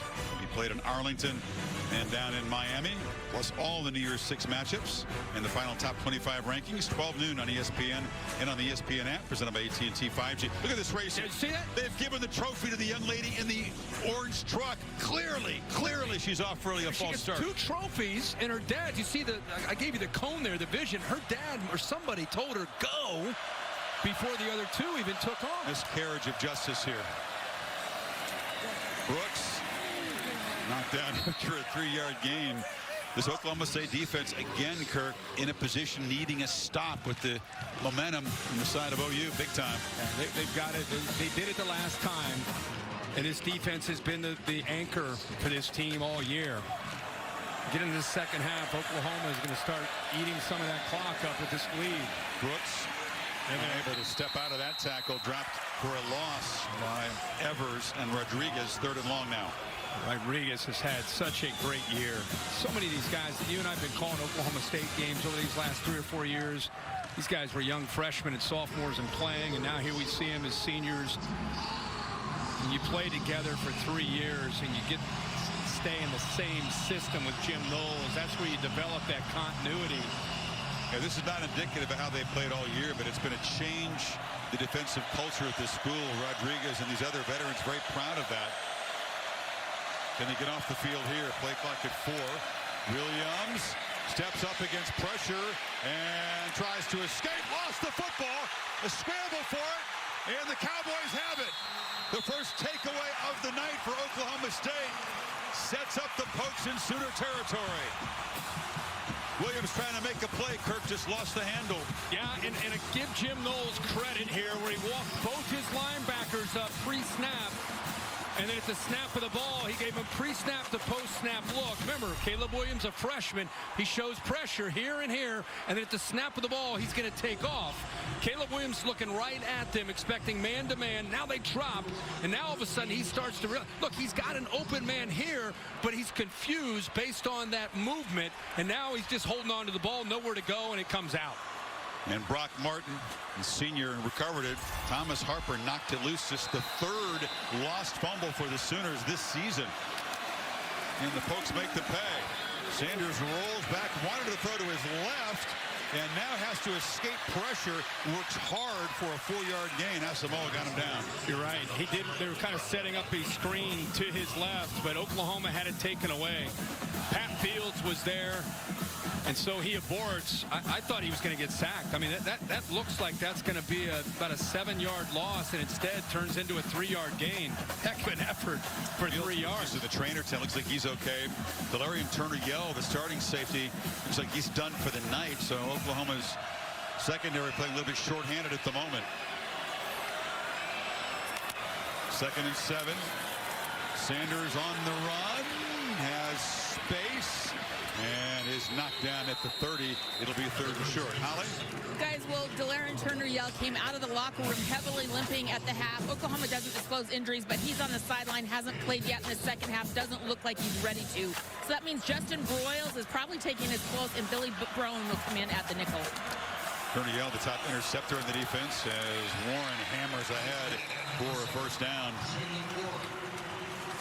He feels crucial for Oklahoma State's offense. Oh, yeah, it's critical. And, you know, if you've watched Oklahoma State this year, Jaylen Warren, as a senior, he's had some really good second halves where he's just one of those backs that seems to get better as the game goes on and gets more physical as the game goes on.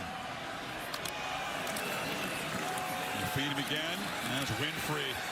Just clog things up, and they'll knock him down behind the line. He is pushing people around in the interior of that offensive line right now. I think this is the guy that they wanted to see all year. You know, he has so much potential. It's just a matter of playing consistently. When he plays the way he's playing tonight, he's one of the top interior defensive linemen in college football. He says he's capable of playing with a lot of energy. He can take games over, as he's doing tonight. Comes from Illinois. Didn't grow up watching this rivalry, but he wants to go out perfect against the Cowboys. Sanders, again, early pressure. They are coming after him. He's having to fight to escape, avoids the loss. Well, Panito came. I thought it was almost offsides right here. I mean, he got a heck of a jump, and it forces Sanders to have to come off the play. But again, the mobility and the athletic ability gives it a chance. The crowd's reacting to that. I think he just got off so quick that it looked like it was offside, but it wasn't. Just the 6th third down for the Cowboys tonight. They're just 1 of 5. They need 7 here. Again, it feels so important to cash in that rare takeaway.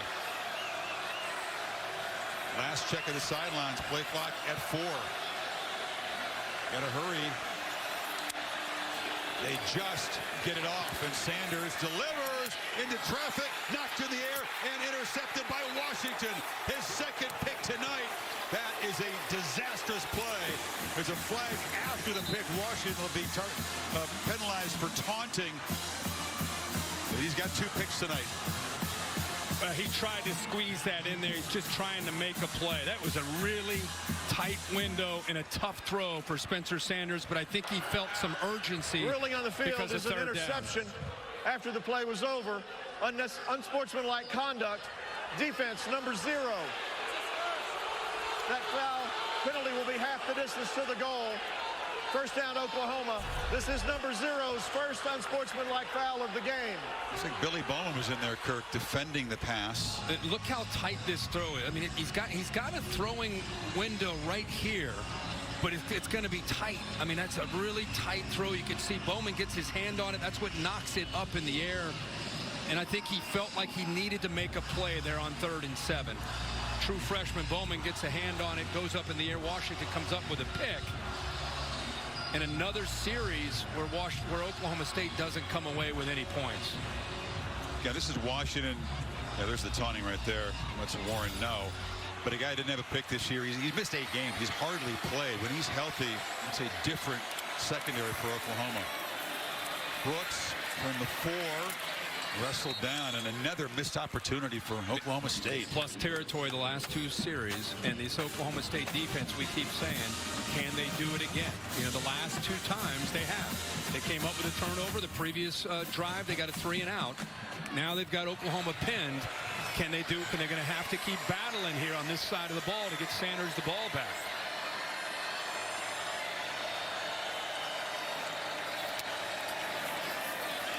Williams in his end zone delivers into a tight window, and big Jeremiah Hall makes another play.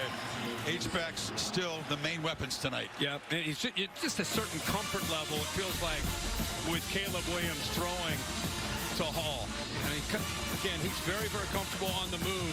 Had to get that ball in tight because the corner was coming over to try to dislodge that football from Jeremiah Hall. Fourth catch tonight for Hall. Just a sure-handed H-back that gets out there and finds those openings. Low snap. Williams getting some pressure and makes the late decision to throw, but it's low and behind the receiver. They brought the corner blitz. Nobody picked up the wheel route down that sideline where Eric Gray was going, but because of the pressure, Caleb Williams just could not set his feet and get that ball out to number 0 at Gray down that sideline. Andrew Rame, their starting center, just can't go. He's been battling injuries. Congle, a senior, he's played a lot of football. Low snap that time. And now a misfire on the left side of that offensive line, like Harrison. Yeah. Ball start.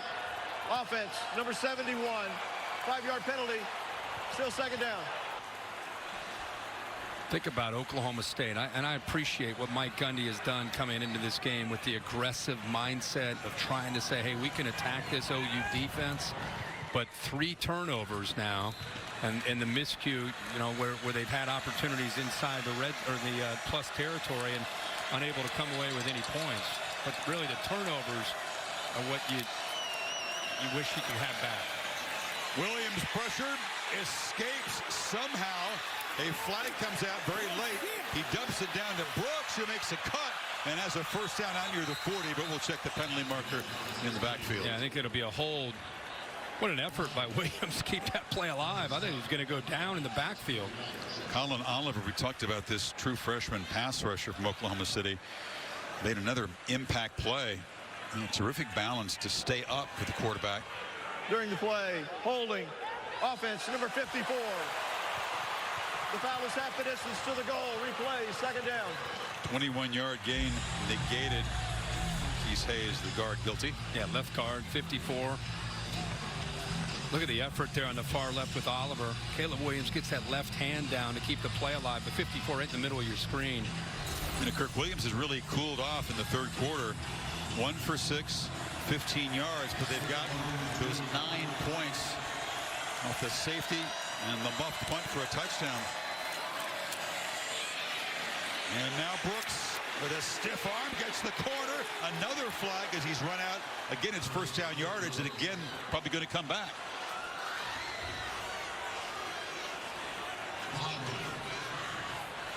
Marker on the far side of the 28-yard line. Well, that was well designed in the interior. Mario Williams, the receiver, was blocking on the edge.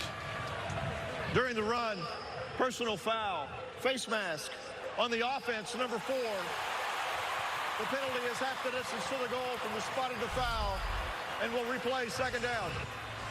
Watch the block here by the left tackle, Harrison. Watch the guards get up to the second level. I mean, that's perfect execution. And then there's 4 right there. Just grabs on with his right hand onto the face mask and pulls down on Corey Black. But penalties just killing Oklahoma. But boy, I mean, that's Oklahoma running the football right there. Hat on a hat, giving Brooks enough room, but then it's negated with the penalty there by the receiver. Yeah, 2 major penalties in this series. Now it's 2nd and 18, back inside the 15-yard line. They bring pressure again. Williams is sacked back at the 4. Malcolm Rodriguez, like a missile, got after the quarterback. Nobody came down to take him away. The right guard, Murray, stays out wide. Watch the right side of the offensive line. Nobody collapses down. It's an easy shot. You could see the speed of Rodriguez. But you would have thought the guard would have stepped down to protect the inside for the quarterback. But now they're back where they started. Back inside, about right around the 5-yard line, and 3rd and forever. Already broken the school record for sacks in a season. Brooks kind of picks his way, and he is slammed down hard by Harvell Peel, and the penalties killed the Sooners, and the Pokes make another defensive stand. Yeah, 3rd straight time. They've done their job getting off the field, kept Oklahoma, more importantly, deep in their territory with the assist to some of those penalties, so they should get really good field position here to get the ball again back to Sanders. Michael Turk punting from his end zone. It was the really excellent hang time that created that high punt. It's a swirling wind. And Presley, who has a great play and a poor play tonight, that time makes an uneventful fair catch at the 41-yard line. Oh, we had a tight game at half, and then the second half got started, and things started to go wrong for the Cowboys. They're just making mistakes. They had a safety. They dropped a punt inside their own 10-yard line. It's picked up for a touchdown. They had a chance to get on the board and get a field goal and pushed right. And then Sanders trying to make a play on a 3rd and 7, forces the ball into a tight window. Billy Bowman gets his hand on it, puts up in the air, and Washington intercepts it. So that's been pretty much the second half for Oklahoma State. Sanders slings it, and that's Martin. Tight window there. You know, the Oklahoma offense didn't do much in the 3rd quarter. And after a first half excellent special teams play by the Cowboys, it was a pretty disastrous 3rd quarter. Looks like they got the play off before triple zeros, and the long throw is dropped on the far side by Dominic Richardson. 9-zip edge for the Sooners in the 3rd quarter. They'll lead by 9. Final quarter coming up after this message and a word from your local ABC station. Surprised they let him get the playoff in the first place. About 2 seconds late. Here we go, final quarter. And Oklahoma State's got some work to do. They're going to try to end this head-to-head misery against the Sooners. It's what you want. Bedlam, plan for a right to get to a Big 12 championship, maybe try to get to a playoff.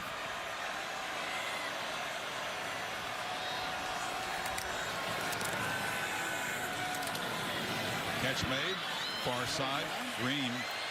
And Struikirk, it's not just bragging rights, it's not all the personal stuff, it's not just to dictate your opponent next week, it's to basically stay alive for the CFP, and some things broke pretty well for Oklahoma State earlier today. It's an opportunity that doesn't come around very often for this program. And you know there's more chaos coming next weekend as well. Play action, Sanders loops it downfield, diving play out of bounds. Jaden Bray laid out, but was beyond the field of play. Boy, what a heck of an effort by the freshman. 6'2", 187 pounds. Ball just takes him out of bounds, but I love that he lays out, just never held on to it. It was out of bounds anyway, but it's one of those things as a teammate, you just love to see him giving every ounce of effort to try to make a play. They don't take a whole lot of downfield shots. They don't complete a whole lot of them by the standards of modern college football. Certainly a departure from years past for Oklahoma State. Casey Dunn took a chance there, and again it's Winfrey getting in there, and Sanders escapes and will scamper out of bounds. It looked like about 3 Sooners were offside. Now there's a flag on the near side. Again, they're booing because it was a false start. You saw how quickly he got in there. He's quick, don't get me wrong, but he's not that quick. I think they're booing because the flag was pretty discreetly thrown near the sideline here. There he is. Offside. Defense, number 8. It's a 5-yard penalty.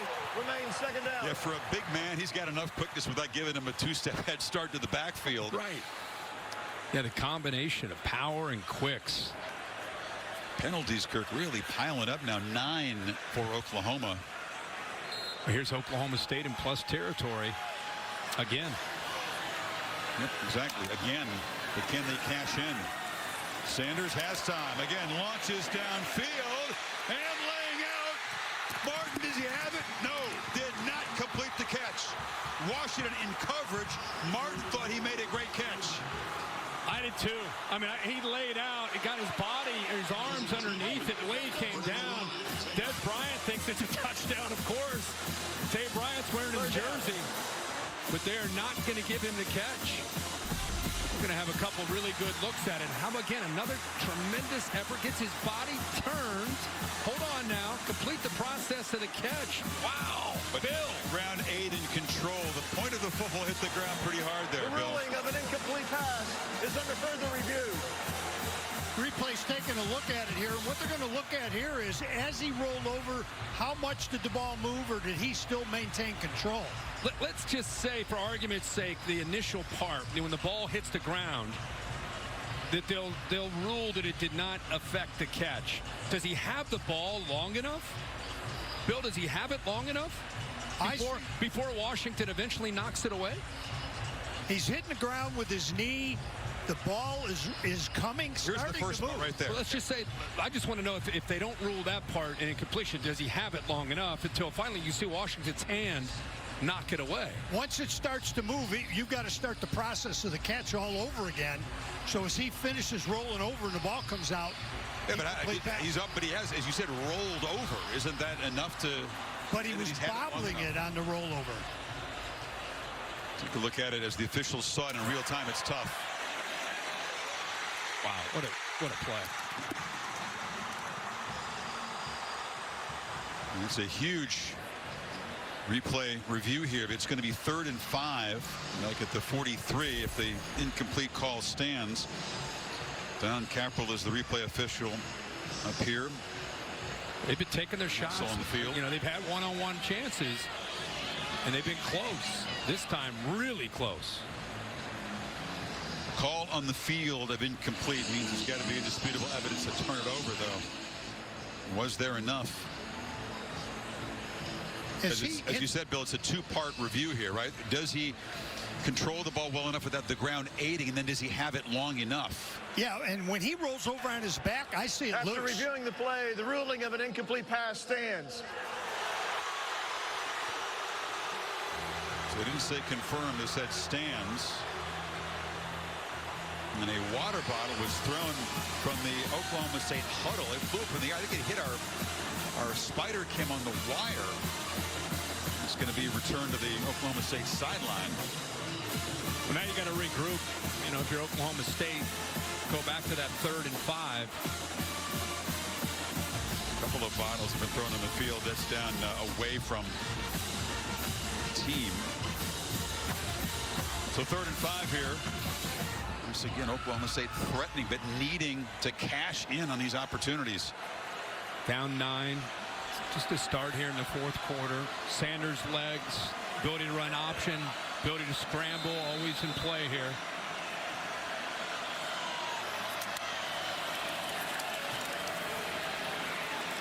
Delivers underneath. Martin makes the catch and makes the first down. Nice job after the catch. Key Lawrence was in position to keep him well short of that first down, but Martin frustrated maybe after that last drop where he didn't get the touchdown. He caught that football. He knew exactly where he needed to go for the first. And they try to get it to him again. You know, Martin's an interesting story. He's a guy that's been through a lot in his life. He lost his mom in high school. She died of a heart attack. Went up to play for Mike Leach at Washington State.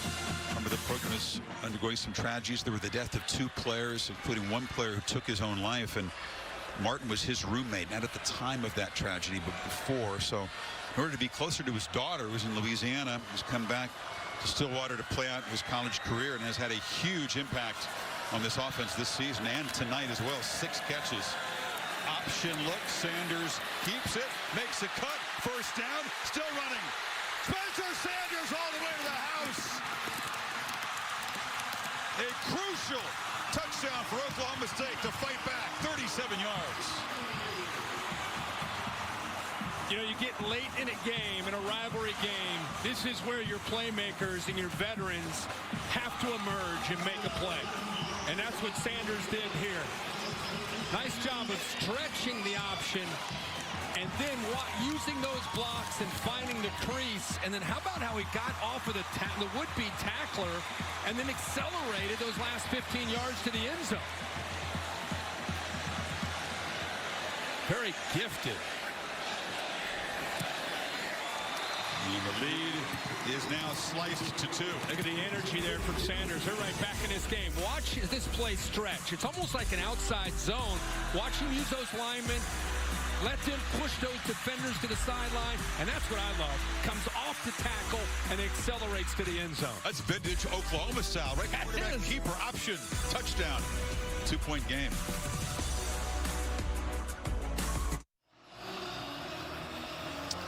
Another fun one of the Bedlam series. Saturday Night Football presented by Capital One. 13:52 to go. A 2-point game. Spencer Sanders.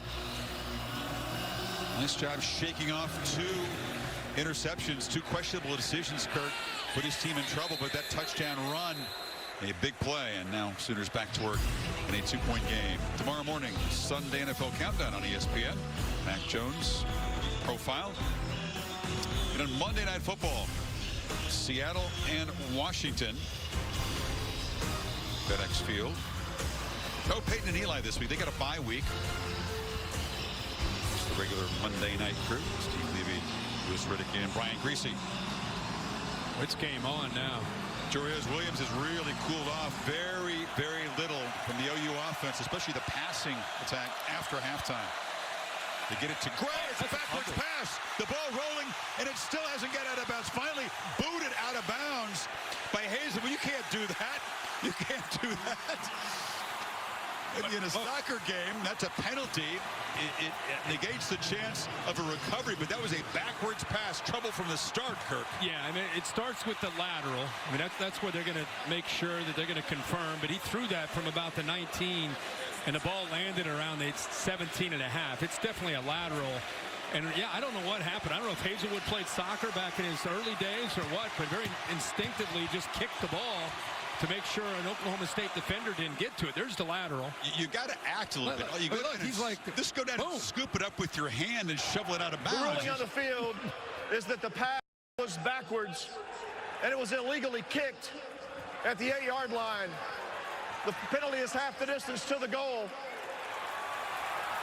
I mean, Chris Felica would appreciate his soccer. You just kind of tap in for an easy goal. Yeah, at least the wrong sport. Yeah. But all of what he just said was just a lot of bad for OU. The lateral kicks the ball illegally out of bounds, and now the Sooners are all the way back at about the 4-yard line. And they got the students, you got the paddle people pounding on that padding right behind them. This is as loud as it's been in a long time.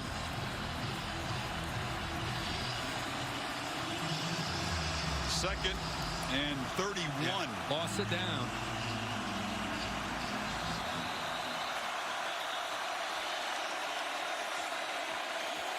And Oklahoma State wants the time to make their substitution because the Sooners did as well. This is the challenge for the poise of Williams right now. He's got the football. And tries to create some space. He's going to be dragged down on the edge. A flag is down again. That's going to be another tackle. It's going to be another hold. Penalties have been enormously damaging to this Oklahoma offense here in the second half. Yeah, he's looking over like, do you want to decline this because it's still going to be third and forever. Holding offense number 54. Penalties to yeah, smart. Result of the play brings up third down. Smart by Mike Gundy. Yeah, balls at the 12. They got to get all the way to the 35-yard line to avoid punting here. Yeah, I think it was Marquise Hayes, 54, on the far right of your screen. Again, grabbing on the outside of those shoulder pads in jersey. Keep talking about how talented Caleb Williams is. We just want to remind everybody, kid's a true freshman in this environment. Good point.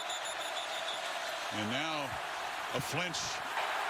Sooners going backwards. Offense number 52. 5-yard penalty. Still third down. It's not just the quarterback. It's even a seasoned offensive line can get rattled in this environment. Oklahoma State trying to build on this momentum shift here.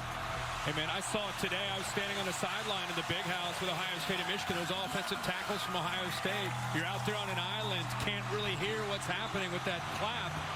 It makes you flinch, makes you guess a little bit, makes you uncomfortable.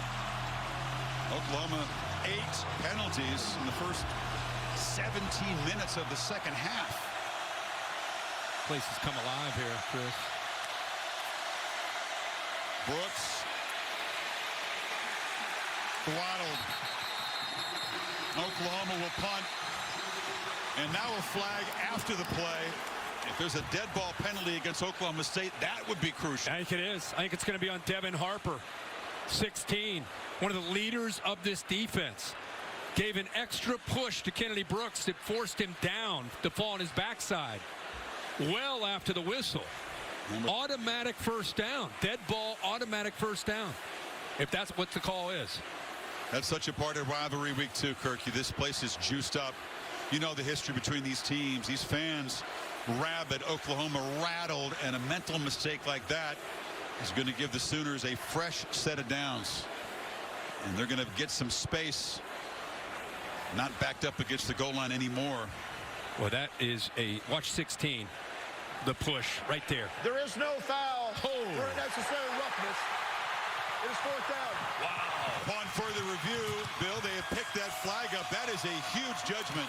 That push was totally unnecessary. Bill, this is well after the whistle. Yeah. They're blowing the whistle now. It's done. The play's over, and then this extra bang right there. 16 got away with one. How does that happen when they throw the flag and then they get together? What would they say to say, oh, no? If I had the flag, I'd stick by it and dig my feet in and say no. This is totally unnecessary. Right by you, right by the referee.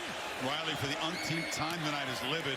Turk backed up, delivers a deep punt, and Presley has to backpedal all the way to the 33-yard line, 53 yards, and no return. But Pokes get the ball down 2.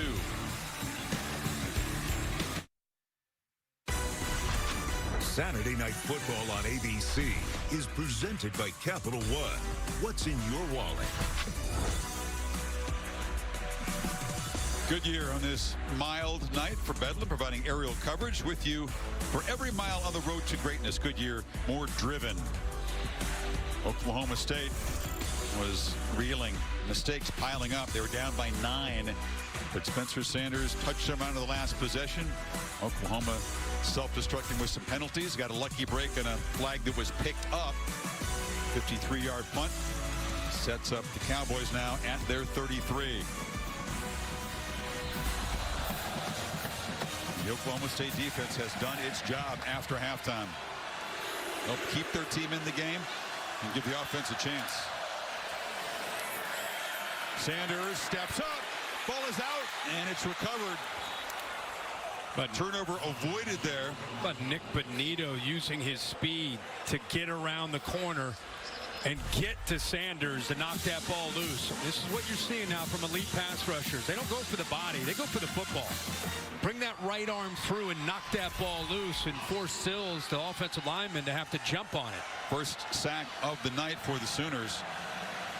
Just the 13th that the Cowboys have given up this year. Excellent pass protection. Mike Gundy's at the far 20. The ball's at the far right 30. You're right. He's like 50 yards from the play. Sanders checks it down. Warren cuts back. Another move and fights out for a first down across the 43. Nice job of just slipping him out, giving him room to work. None of the linebackers recognized that he was in protection. And then why is he so far away, by the way? Just slipped out. I don't know. He's just like, you know what? You know what? You guys do your thing. I'm just going to go over here and breathe. I'm just going to just. Is it to get like a perspective from way down there? I'm sure it does. The headphones still work. No matter how far. Yeah, it's just, he's way outside the team area. And first down, Sanders. A screen, but the throw was low. Pressure from Bonito again, and Warren couldn't come up with it. Holly? Well, guys, you're talking about how far away Mike Gundy is. He actually just came down to me on the 10-yard line and said, how about Des Bryant? He's just like a kid out here. Isn't he having fun? Like, Gundy's just down here chatting with us right now. It's very fun to watch. Think about it, Holly, how many times he's been around this game, right? You talked about it earlier as a player, as an assistant, as a head coach. 31st time. He would love to have won more. He's 2-14 as a head coach against the Sooners. 2nd and 10. Sanders pressured again and delivers in and out of the hands of Blaine Green. There's a flag down again right at the quarterback. Another hold. Seen a whole bunch of holds. A left tackle, Cole Birmingham. Nick Bonitto's been a handful lately. Yeah. He may have forced the hold. Yeah, he was going to get around again, and Birmingham, instead of letting him get there, he just brought him down. Number 67, 10-yard penalty, still second down.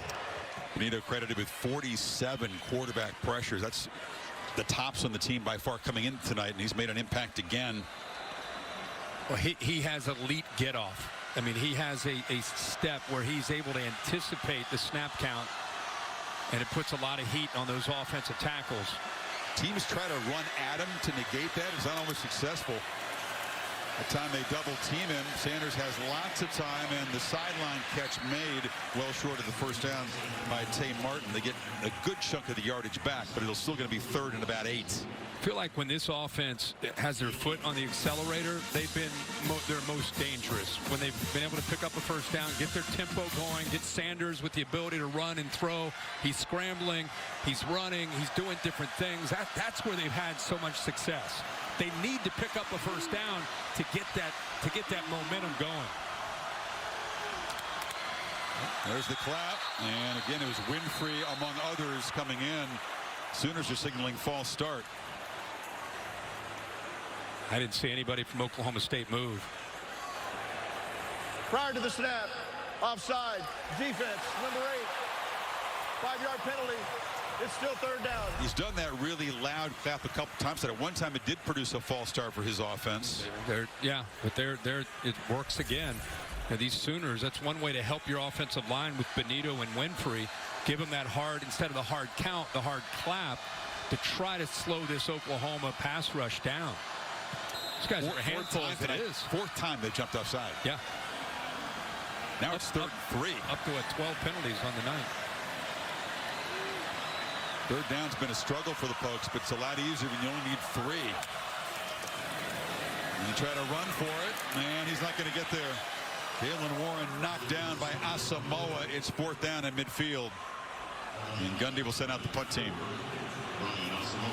Well, there's so much time to go in midfield. Watch Asamoah around the 45-yard line. Recognize that. Good jump cut by Warren to cut back. That play did not have a chance to go the way it was kind of designed, to go out around to the left. So he put his foot in the ground, checked it back underneath, and Asamoah was there to keep him short.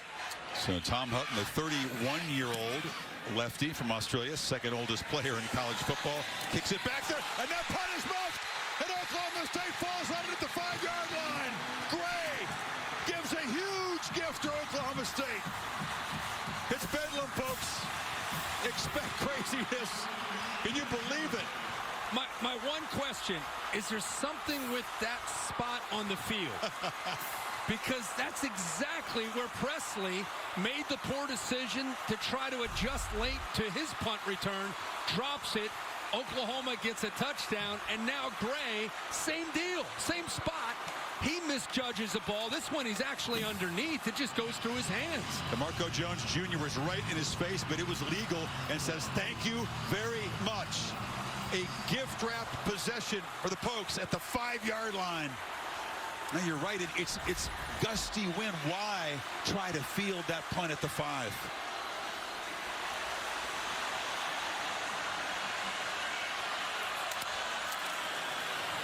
Warren. No, it's Sanders on the keeper, wrestled down. They're running that option, that kind of that zone read where he's looking and kind of feeling the linebackers. He can either hand that off to Warren or hold on to it. Bonitto, really, not just as a pass rusher, but seeing him getting off of blocks against the run, too.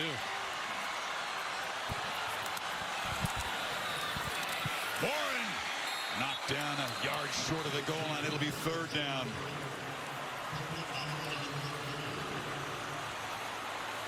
Cowboys running with tempo here at the goal line. Trying to catch the Sooner defense flat-footed. And pushing the pile in for a touchdown. Warren gives Oklahoma State the lead back. A 5-yard drive after Gray's muff. That was a heck of a collision on a short touchdown run. Oklahoma defended it pretty well. Deshaun White, the linebacker, 23, was there at the point of attack. But the leg drive, watch 23 step into this hole right there. Boom. And then there's the leg drive of Warren to get it in. 4-point lead. You got to go for 2. So the Cowboys trying to stretch this to a 6-point game inside of 9 minutes to play. Gundy making the run down.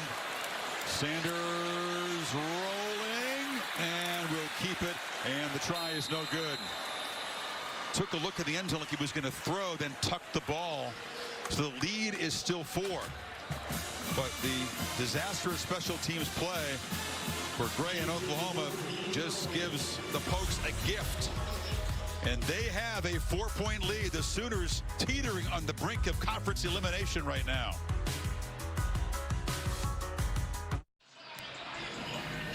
Pokes have reclaimed the lead here in Bedlam. All the craziness of rivalry Saturday, then after championship Saturday, the selection show on Sunday, the exclusive reveal of the final CFP 14 bracket and all the New Year's 6 bowl games presented by AT&T 5G, noon Eastern on ESPN, noon until what, 5 or 6? How many hours are you guys going? I think you have a hit, right? I have a cameo. You have a hit and then you're out.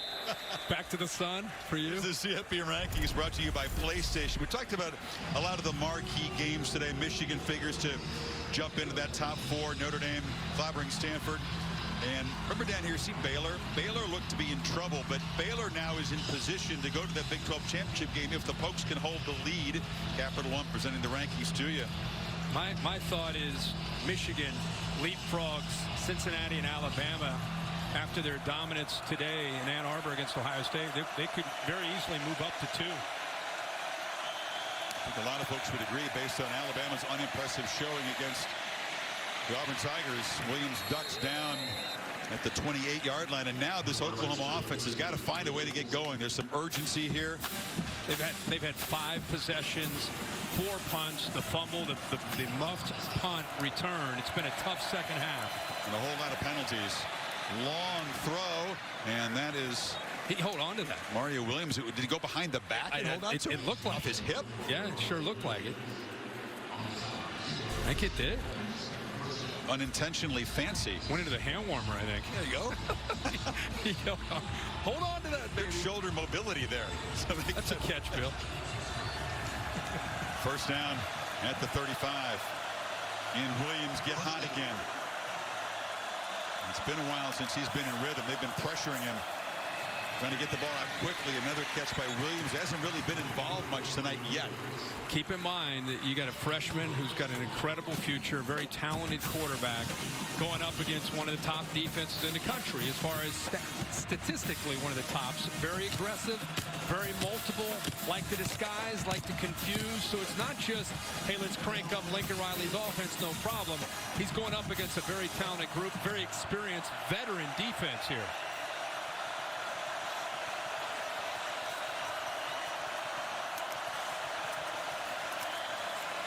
Quick throw, and once again, Williams, the intended receiver. That's incomplete. You know, this Oklahoma State defense, they've talked about reshaping the culture. They've been so tough. They've been so great all year. They've been given an opportunity now, Kirk, with that muff and the touchdown to protect a lead. This is exactly where they want to be. The whole kind of career building to this. Absolutely. Now they got him to 3rd down and 8. Jim Knowles' defense. They came in together as young guys and really struggled with this new system. They've all grown up together, and they've been tough to beat this year. 3-man rush. Williams is going to be chased down and sacked. The 3-man rush got him. Colin Oliver. What a night for the freshman. That's pretty nice when you can rush 3 and drop 8, take everybody away downfield, and with that coverage, he's got to step up. But look at the freshman Oliver not give up on the play. Not only is he athletic, he's relentless. Look at him. He sees him escape and chases him down. Nowhere to throw that ball downfield. Hit 3 deep and 5 under. All the receivers taken. Man, when you are a true freshman and you're playing surrounded by all these seniors and super seniors, and you lead the team in sacks, and you come up big in a rivalry game as he has tonight, see why they think he's got such a massive future. Fair catch made. Oklahoma State back to work, up 4. 6:44 to play in Stillwater.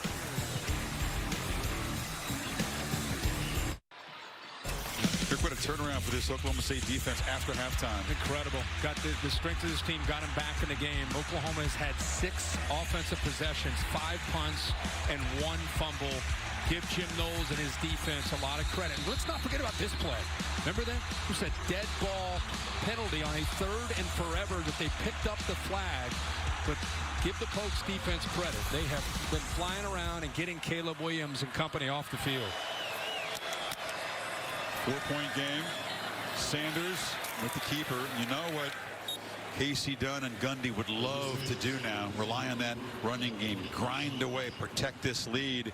And if you don't add points, take time off the clock and pin the Sooners back. Well, they have been in so much of a tempo mode tonight, and now you go into this kind of 4-minute offense mode, and now Mike Gundy's asking his guys to slow the throttle down and work that game clock. Is it a mistake, you think? Should they keep the tempo going? Well, it's worked for them, but I think you might see it if they pick up a first down. Right now, it makes sense to try to work some clock, but you want to still be aggressive. Once again, that hard clap.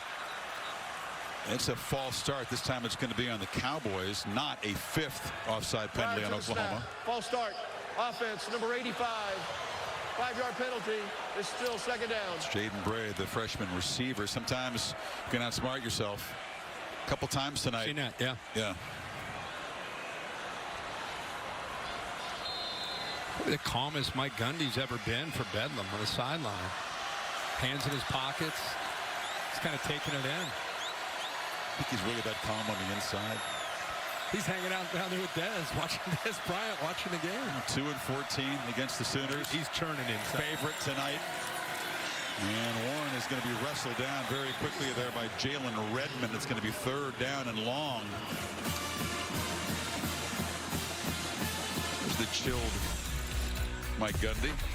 And Bedlam as a player didn't beat him. Sooners were pretty darn good in the late 80s. And his assistant, 3-6-1, and then 17 year as a head coach. He's gotten the Sooners as big underdogs, as spoilers sometimes. This is a very different role. It's hard for all these fans to feel like Oklahoma State is the favorite in this game. It's been so one-sided.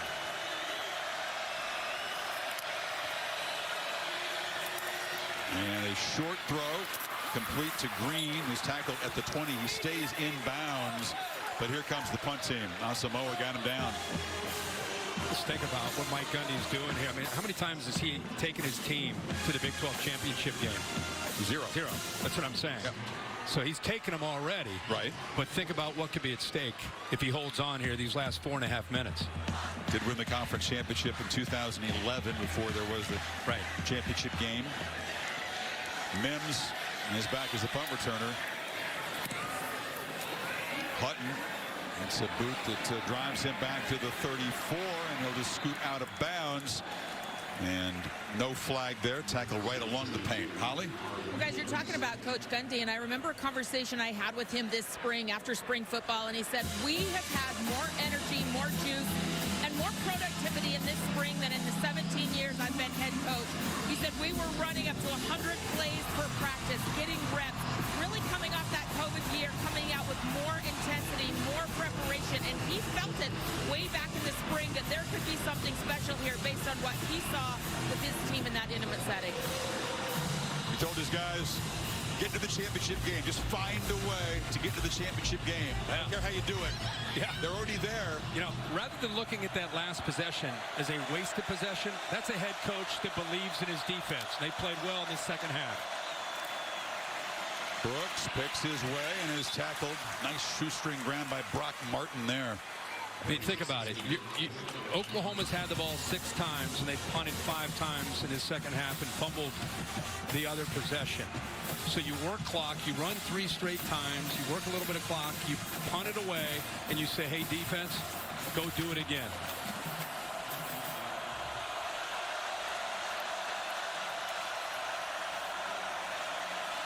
Williams backpedals and delivers a throw right at the 50-yard line. Woods goes down, makes the catch, and they move the sticks. Caleb's looking to his left. I thought he might go to Jeremiah Hall. Instead, he comes all the way back to his right and just kind of flips that ball in a heck of an effort by Michael Woods. He's kind of pointing out, showing Christian Holmes, we got him manned up here. Now think about it. This quarterback's going from his left, comes all the way back to his right, and they pick up the first. Good protection again, ball out very quickly. They're trying to negate that pass rush. Kirk Williams has been getting the ball out so fast lately. Yeah, he gets it out quick here, and he had really soft coverage at the bottom there with Woods. The corner that time about 10 yards off the line of scrimmage. Oklahoma State's thinking, hey, it's not just a field goal. They got to get in the end zone. 3-man rush. Now they close in on Williams, who throws it over the middle in traffic, tried to get the ball to Hall, and that was Malcolm Rodriguez says, I've got my eye on the H-back now. Too much damage done in the first half. A lot of damage. Great play by the leader of that defense. Look at the tension. I mean, these folks are so anxious. It's been so many years of misery. It's been so lopsided. Many feel like this is their chance. Now they have a defense to handle the Sooners. And defense has got to get another stop here. I love seeing Caleb Williams' face as a young freshman out there competing, communicating with his receivers, offensive line, looking over to Lincoln Riley, getting everybody on the same page. Play clock winding down. They just get it off on 3rd and 4. And that is the catch made by Stogner. Another play made by the H-backs. Another first down. And again, works left, comes back to where he has one receiver. Watch his eyes. Left, the 3 receivers, comes back. Patience, tight window. Good job by Stogner working back to his quarterback. Great execution, great play by the freshman. Great poise, Chris. Great poise. Hall 4 catches. Stogner 4. Willis 3. Stogner and Willis with touchdowns tonight from that position. Inside of 2.5. Brooks. Small crease. Knocked down at the 34. Picked up 5. Time really not an issue in this Lincoln Riley offense with 2 minutes to go in this game. Smart to mix in a run. You don't want to be one-dimensional. Let this defense just lock in on these receivers. Have all 3 of your timeouts. Need a touchdown. Would like to do that and not leave the Pokes much time. Snap comes. Williams wasn't ready for it. He was lucky that it bounced off his hand and he just chucks it away. Chris, wow. He's communicating with the receivers. He actually steps up to his right and the ball gets snapped. He's looking to his right. He takes a step. Ball snapped. That's where the athletic ability, and there again, the poise. He doesn't panic there. But, boy, just a miscommunication that time.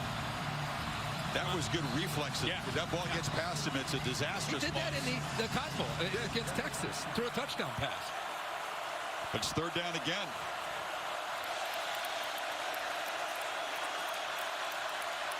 They come. Pressure. Williams backpedaling, twisting and spinning and trying to get there with his legs, and he'll be dropped well short of the first down. Devin Harper tracked him down. It's 4th and long. Ball game coming up. It brought pressure from his left. Look at the snap low. That affected things. Now he's got to step up. This is just him improvising, trying to find somebody downfield. Nobody there, and he can't quite get to the corner. Good job by the defense by Oklahoma State. Here we go.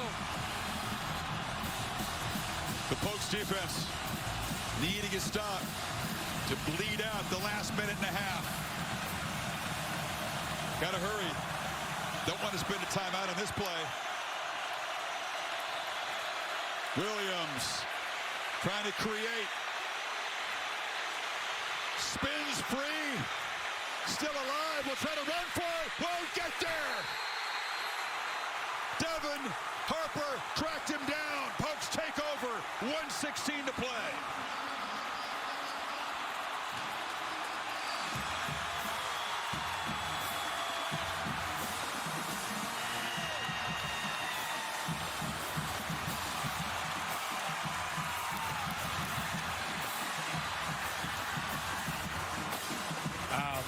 The kid left it out there, man. The freshman quarterback, who's, again, he'll have more opportunities in Bedlam. He's just trying to make a play. Man-to-man coverage. Look at downfield. Everybody covered. He's trying to buy as much time as he can to hope to get some separation. Realizes nobody's getting separation, and that close. You can see the first down. He needed another 5 yards, and he had it, but Harper makes the play in the open field. That was a great look, Kirk. That was spectacular defense. They covered everybody and contained the quarterback in the end and eventually got him to the ground. Oklahoma's got all 3 timeouts. They'll begin to spend him here. And this is the effort. Look at, he's giving everything he's got. I mean, everything, and he just can't get away from Harper, who's one of the leaders of this team. Man. This has been a battle, and Oklahoma's offense has been shut out after halftime. Remember, they got the safety, recovered that fumble in the end zone, and then there was the muffed punt, which turned into a touchdown. That's been the only scoring for the Sooners after halftime. And this Oklahoma State defense, all these veterans, all these seniors, they played so well all year. Didn't look so good in the first half. Boy, did they respond after the break. Yeah, they really did. We at halftime, we had what was considered the typical Bedlam shootout, right? I mean, that's what we had. And things changed drastically. Jim Knowles would be very proud of this defense, the adjustments that they made to get themselves back in the game. Now, of course, 1 first down ends it. Warren stopped for a short gain, and Oklahoma spends their second timeout. So Lincoln Riley can stop it just one more time, force a punt. They wouldn't have much time left. No. If they got a minute 07, 3rd and 7. If they are able to hold on here, for people that don't follow this the way you and I do, I mean, you have the SEC championship. Who knows what will happen there? You have a Big Ten championship. See what happens if Michigan can get through.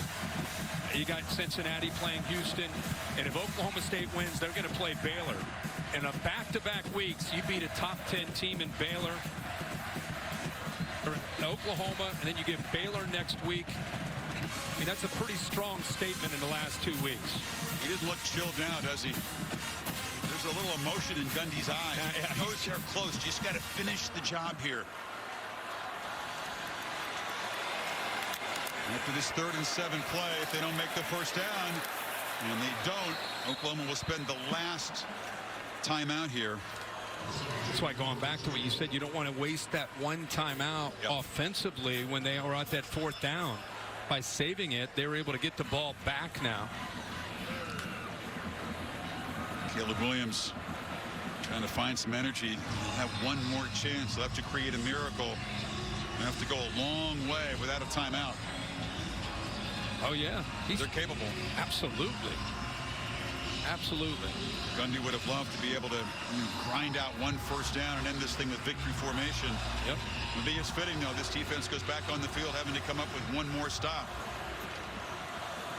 I think it's great to see that Caleb Williams get one more chance against that defense. Got to get the punt away first time. Tom Hutton, the 31-year-old, gets the snap, makes one step, and boots it high. Mims just says get away from it, and it will bounce sideways and out of bounds. 54 seconds to go, and the Sooners 80 yards away from a potential game-winning touchdown to keep hope alive for a Big 12 championship and a long-shot CFP bid. Let's look at the motion of Caleb Williams. Listening to Lincoln Riley. This kid was, when he was recruited, you talked earlier about how he didn't play high school football last year because of COVID, the restrictions in that area. The top dual threat quarterback in the nation, could have gone anywhere. Came to Oklahoma to play for Lincoln Riley. Now here he is in Bedlam. One last chance to go 80 yards and get into the end zone to try to win this game. Cannot take a sack. Got to be careful about completed passes in the field and play short of a first down. That would chew up time as well. Fine time, delivers over the middle, almost intercepted. Wow, cutting in front was Bernard Converse. He undercut it, read the eyes of the quarterback, knew the ball was coming, got underneath the route from Hazelwood right there. Does a good job with his quickness and instincts. Bernard Converse has played a lot of football for Jim Knowles in this system, and he read the eyes perfectly and jumped the route, just unable to hold on to it. Marvin Mims is the big play receiver on this team. He averages 22 yards a catch. Hasn't made an impact tonight. Can they find him, perhaps? Williams collects the snap, has to evade the rush, and has a lot of space. Still running. Look at him go! Caleb Williams to the 30, run out of the 25. He's got some magic to him. I mean, this is so special to watch this kid play. Watch how this thing opens up. They're in man-to-man. Nobody there to take him away. Everybody's still in man-to-man. Everybody's got their back to the football. Now he's going to make a guy miss. You have no chance to tackle Caleb Williams in space. They push him out of bounds, almost came up with 15 more yards at the end of the play. A 56-yard run when things looked grim. Set up inside the 25. Has time. Long throw to the end zone. Incomplete. Trying to get it to Hazelwood. McAllister broke it up. Throws that one with a safety behind the corner, and they're just hoping there. That's a, you know, Hazelwood is physical, he's big, but when you have a safety on the hash, really good chance McAllister's going to have a chance to come over and separate the receiver from the football, which is what he does. Caleb Williams trying to do something that would make him an even bigger legend as a true freshman. But Lincoln Riley aggressive up at the top of the screen. Pocket closing down, end zone throw, and a battle over there, and no flag. It was West covered by Corey Black. 22 seconds, it's third down. It's underthrown. The receiver's trying to come back to the ball, and that's where you usually see pass interference, with Black in the way of West, who's trying to come back for the football. I see him grabbing him across the chest, pulling him back well before the ball's Yeah, I thought that was surprised the no call. Those underthrow balls where the defender doesn't see it, it's going to be pass interference typically. Pressure. Williams escapes again and fires out of bounds. Incomplete. Trying to make a play was Mario Williams. Mims was over there as well. Fourth down, 14 seconds. Good job by the defense that time of forcing him. I thought he was going to take off and run again. I'll tell you, the way Mario Williams reacted, I think he thought he caught the ball. He was out of bounds. Does Williams have one more piece of magic? Down to their last play. And the play clock is winding down. No timeouts. They get it off. Williams in traffic. Dropped. Sacked by Colin Oliver. And the Pokes are going to win Bedlam.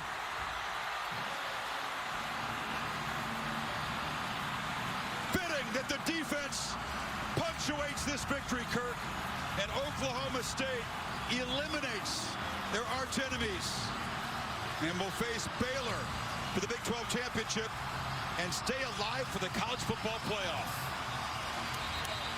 What a night for that young man. It's very fitting that the Oklahoma State defense did it, that they stepped up and made a play. And how about Colin Oliver, the true freshman? We've been talking about Caleb Williams, the quarterback, as a true freshman. Oliver with a big night himself, playing great defense off the edge and applying pressure all night long. He comes up with the play that clinches this win for the Pokes. Bedlam. First win in 7 years. one of the sweetest ever. Who knows whether this series will survive the move by Oklahoma to the SEC. Gundy has his doubts. He says this might be the last Bedlam played in this place. If it is, it's a sweet one for him. He shook hands with his hat on. Look at that. Man, he gave everything. A 56-yard run to put them in position to take shots at the end zone. Yeah, and let's go back and look at that play where I said it. Mario Williams reacted in a way that he thought he had a chance to try. Look at this throw, by the way, on a line to the back corner to 4. Oh, he's just out of bounds. And then here's the play. Look at the top of your screen, the freshman with the crawling on all 4s to get to Caleb Williams. That was how fitting is that's the final play. Crawling on all 4s, and he comes up with a sack. If that doesn't say everything about this defense and what this means, here's a guy who's brand new to this. He's in high school a year ago. He's out here with all these veterans, mentored by them, and Colin Oliver on his hands and knees crawls after the quarterback and makes the play to get him to the ground. Malcolm Rodriguez, the senior, the heartbeat of this defense, is with Holly. Malcolm, so many shots at the end zone right there for Oklahoma. How did this defense come up time and time again in that moment? Man, we knew they were going to take shots, and Coach Nolan said, just keep punching, man, keep punching. Got after the quarterback a little bit. He was scrambling. He's a good scrambler. So we just wanted to keep getting after him, making him move with his feet. There were a lot of mistakes in this game. How did the defense overcome those to really shut them down offensively in the second half? We knew how, we knew we're the best defense, so we just knew that we just got to go out there and punch and just keep fighting, man. Just do our thing, relax, and just be us. You're from a tiny town in Oklahoma, Wagner. Not a lot of schools wanted you, Malcolm. How have you come in here and become the heart and soul of this defense that is on their way to a Big 12 championship game? It's just that hard work paying off, man. Just, believing in myself, coaches believe in me, teammates believe in me. I mean, we're just a close group, this team is. So, I mean, just all the hard work we put in. Thank you so much. So, thank you. Absolutely. And Sanders shook off a couple of mistakes, had that big touchdown run, which was enormous. There were a lot of mistakes in this game. There's been plenty of controversy. Fans on both sides, especially on the losing side, would complain about the officiating. It looks on paper, Kirk, but you look at the score like another shootout. It wasn't. Pokes had a kickoff return for a touchdown. Oklahoma didn't have any offensive points after halftime. No, it turned out to be the second half. I thought we were going to get 4 quarters of what we saw in that second half, but it was a great effort. Really, both teams had some momentum, like great rivalry games typically do. Kind of goes back and forth, but man, at the end, Oklahoma State standing tall and headed to the Big 12 championship. Williams gave everything he had, and if you said Oliver crawling on his hands and knees to make the play that ended it. So it's going to be a rematch. Oklahoma State beat Baylor here by 10 in October. A tremendous defensive performance. The Bears were held under 300 yards. Sanders had 3 picks in the game. They survived that, and they'll play for the conference championship. And Oklahoma State, with an impressive performance, very much in that conversation with the playoff. Yeah, absolutely. And I want to just go back to what Malcolm Rodriguez said. For any coaches that are out there, this team doesn't have a whole lot of draft picks. In fact, I don't know if they have any first-round draft picks. What they have is just a bunch of blue-collar guys, kind of like a Bud Foster defense. They played together for 3 years. They buy into the system. They like working. They like to compete. And they love each other. They have each other's back. So you don't have to go out there and hit every 5-star to have a great defense. Jim Knowles is an example of getting guys that are kind of just tough-minded kids that love to play football, and that's why they have a great defense. Boy, it's been a monumental day and a weekend. If you look at the dominant teams in 3 conferences, Clemson was officially eliminated on Friday night. Ohio State, which had won 4 consecutive Big Ten titles, will not play for the championship. Oklahoma had won 6 consecutive Big 12 championships. They will not be in the championship game. So a day of really big shifts. And if you love the sport like we do, how can you not appreciate what Michigan did? Yep. The Auburn-Alabama quadruple overtime game, and then this one to punctuate it tonight. Yeah, I mean, this is what people have been clamoring for. We need some new faces.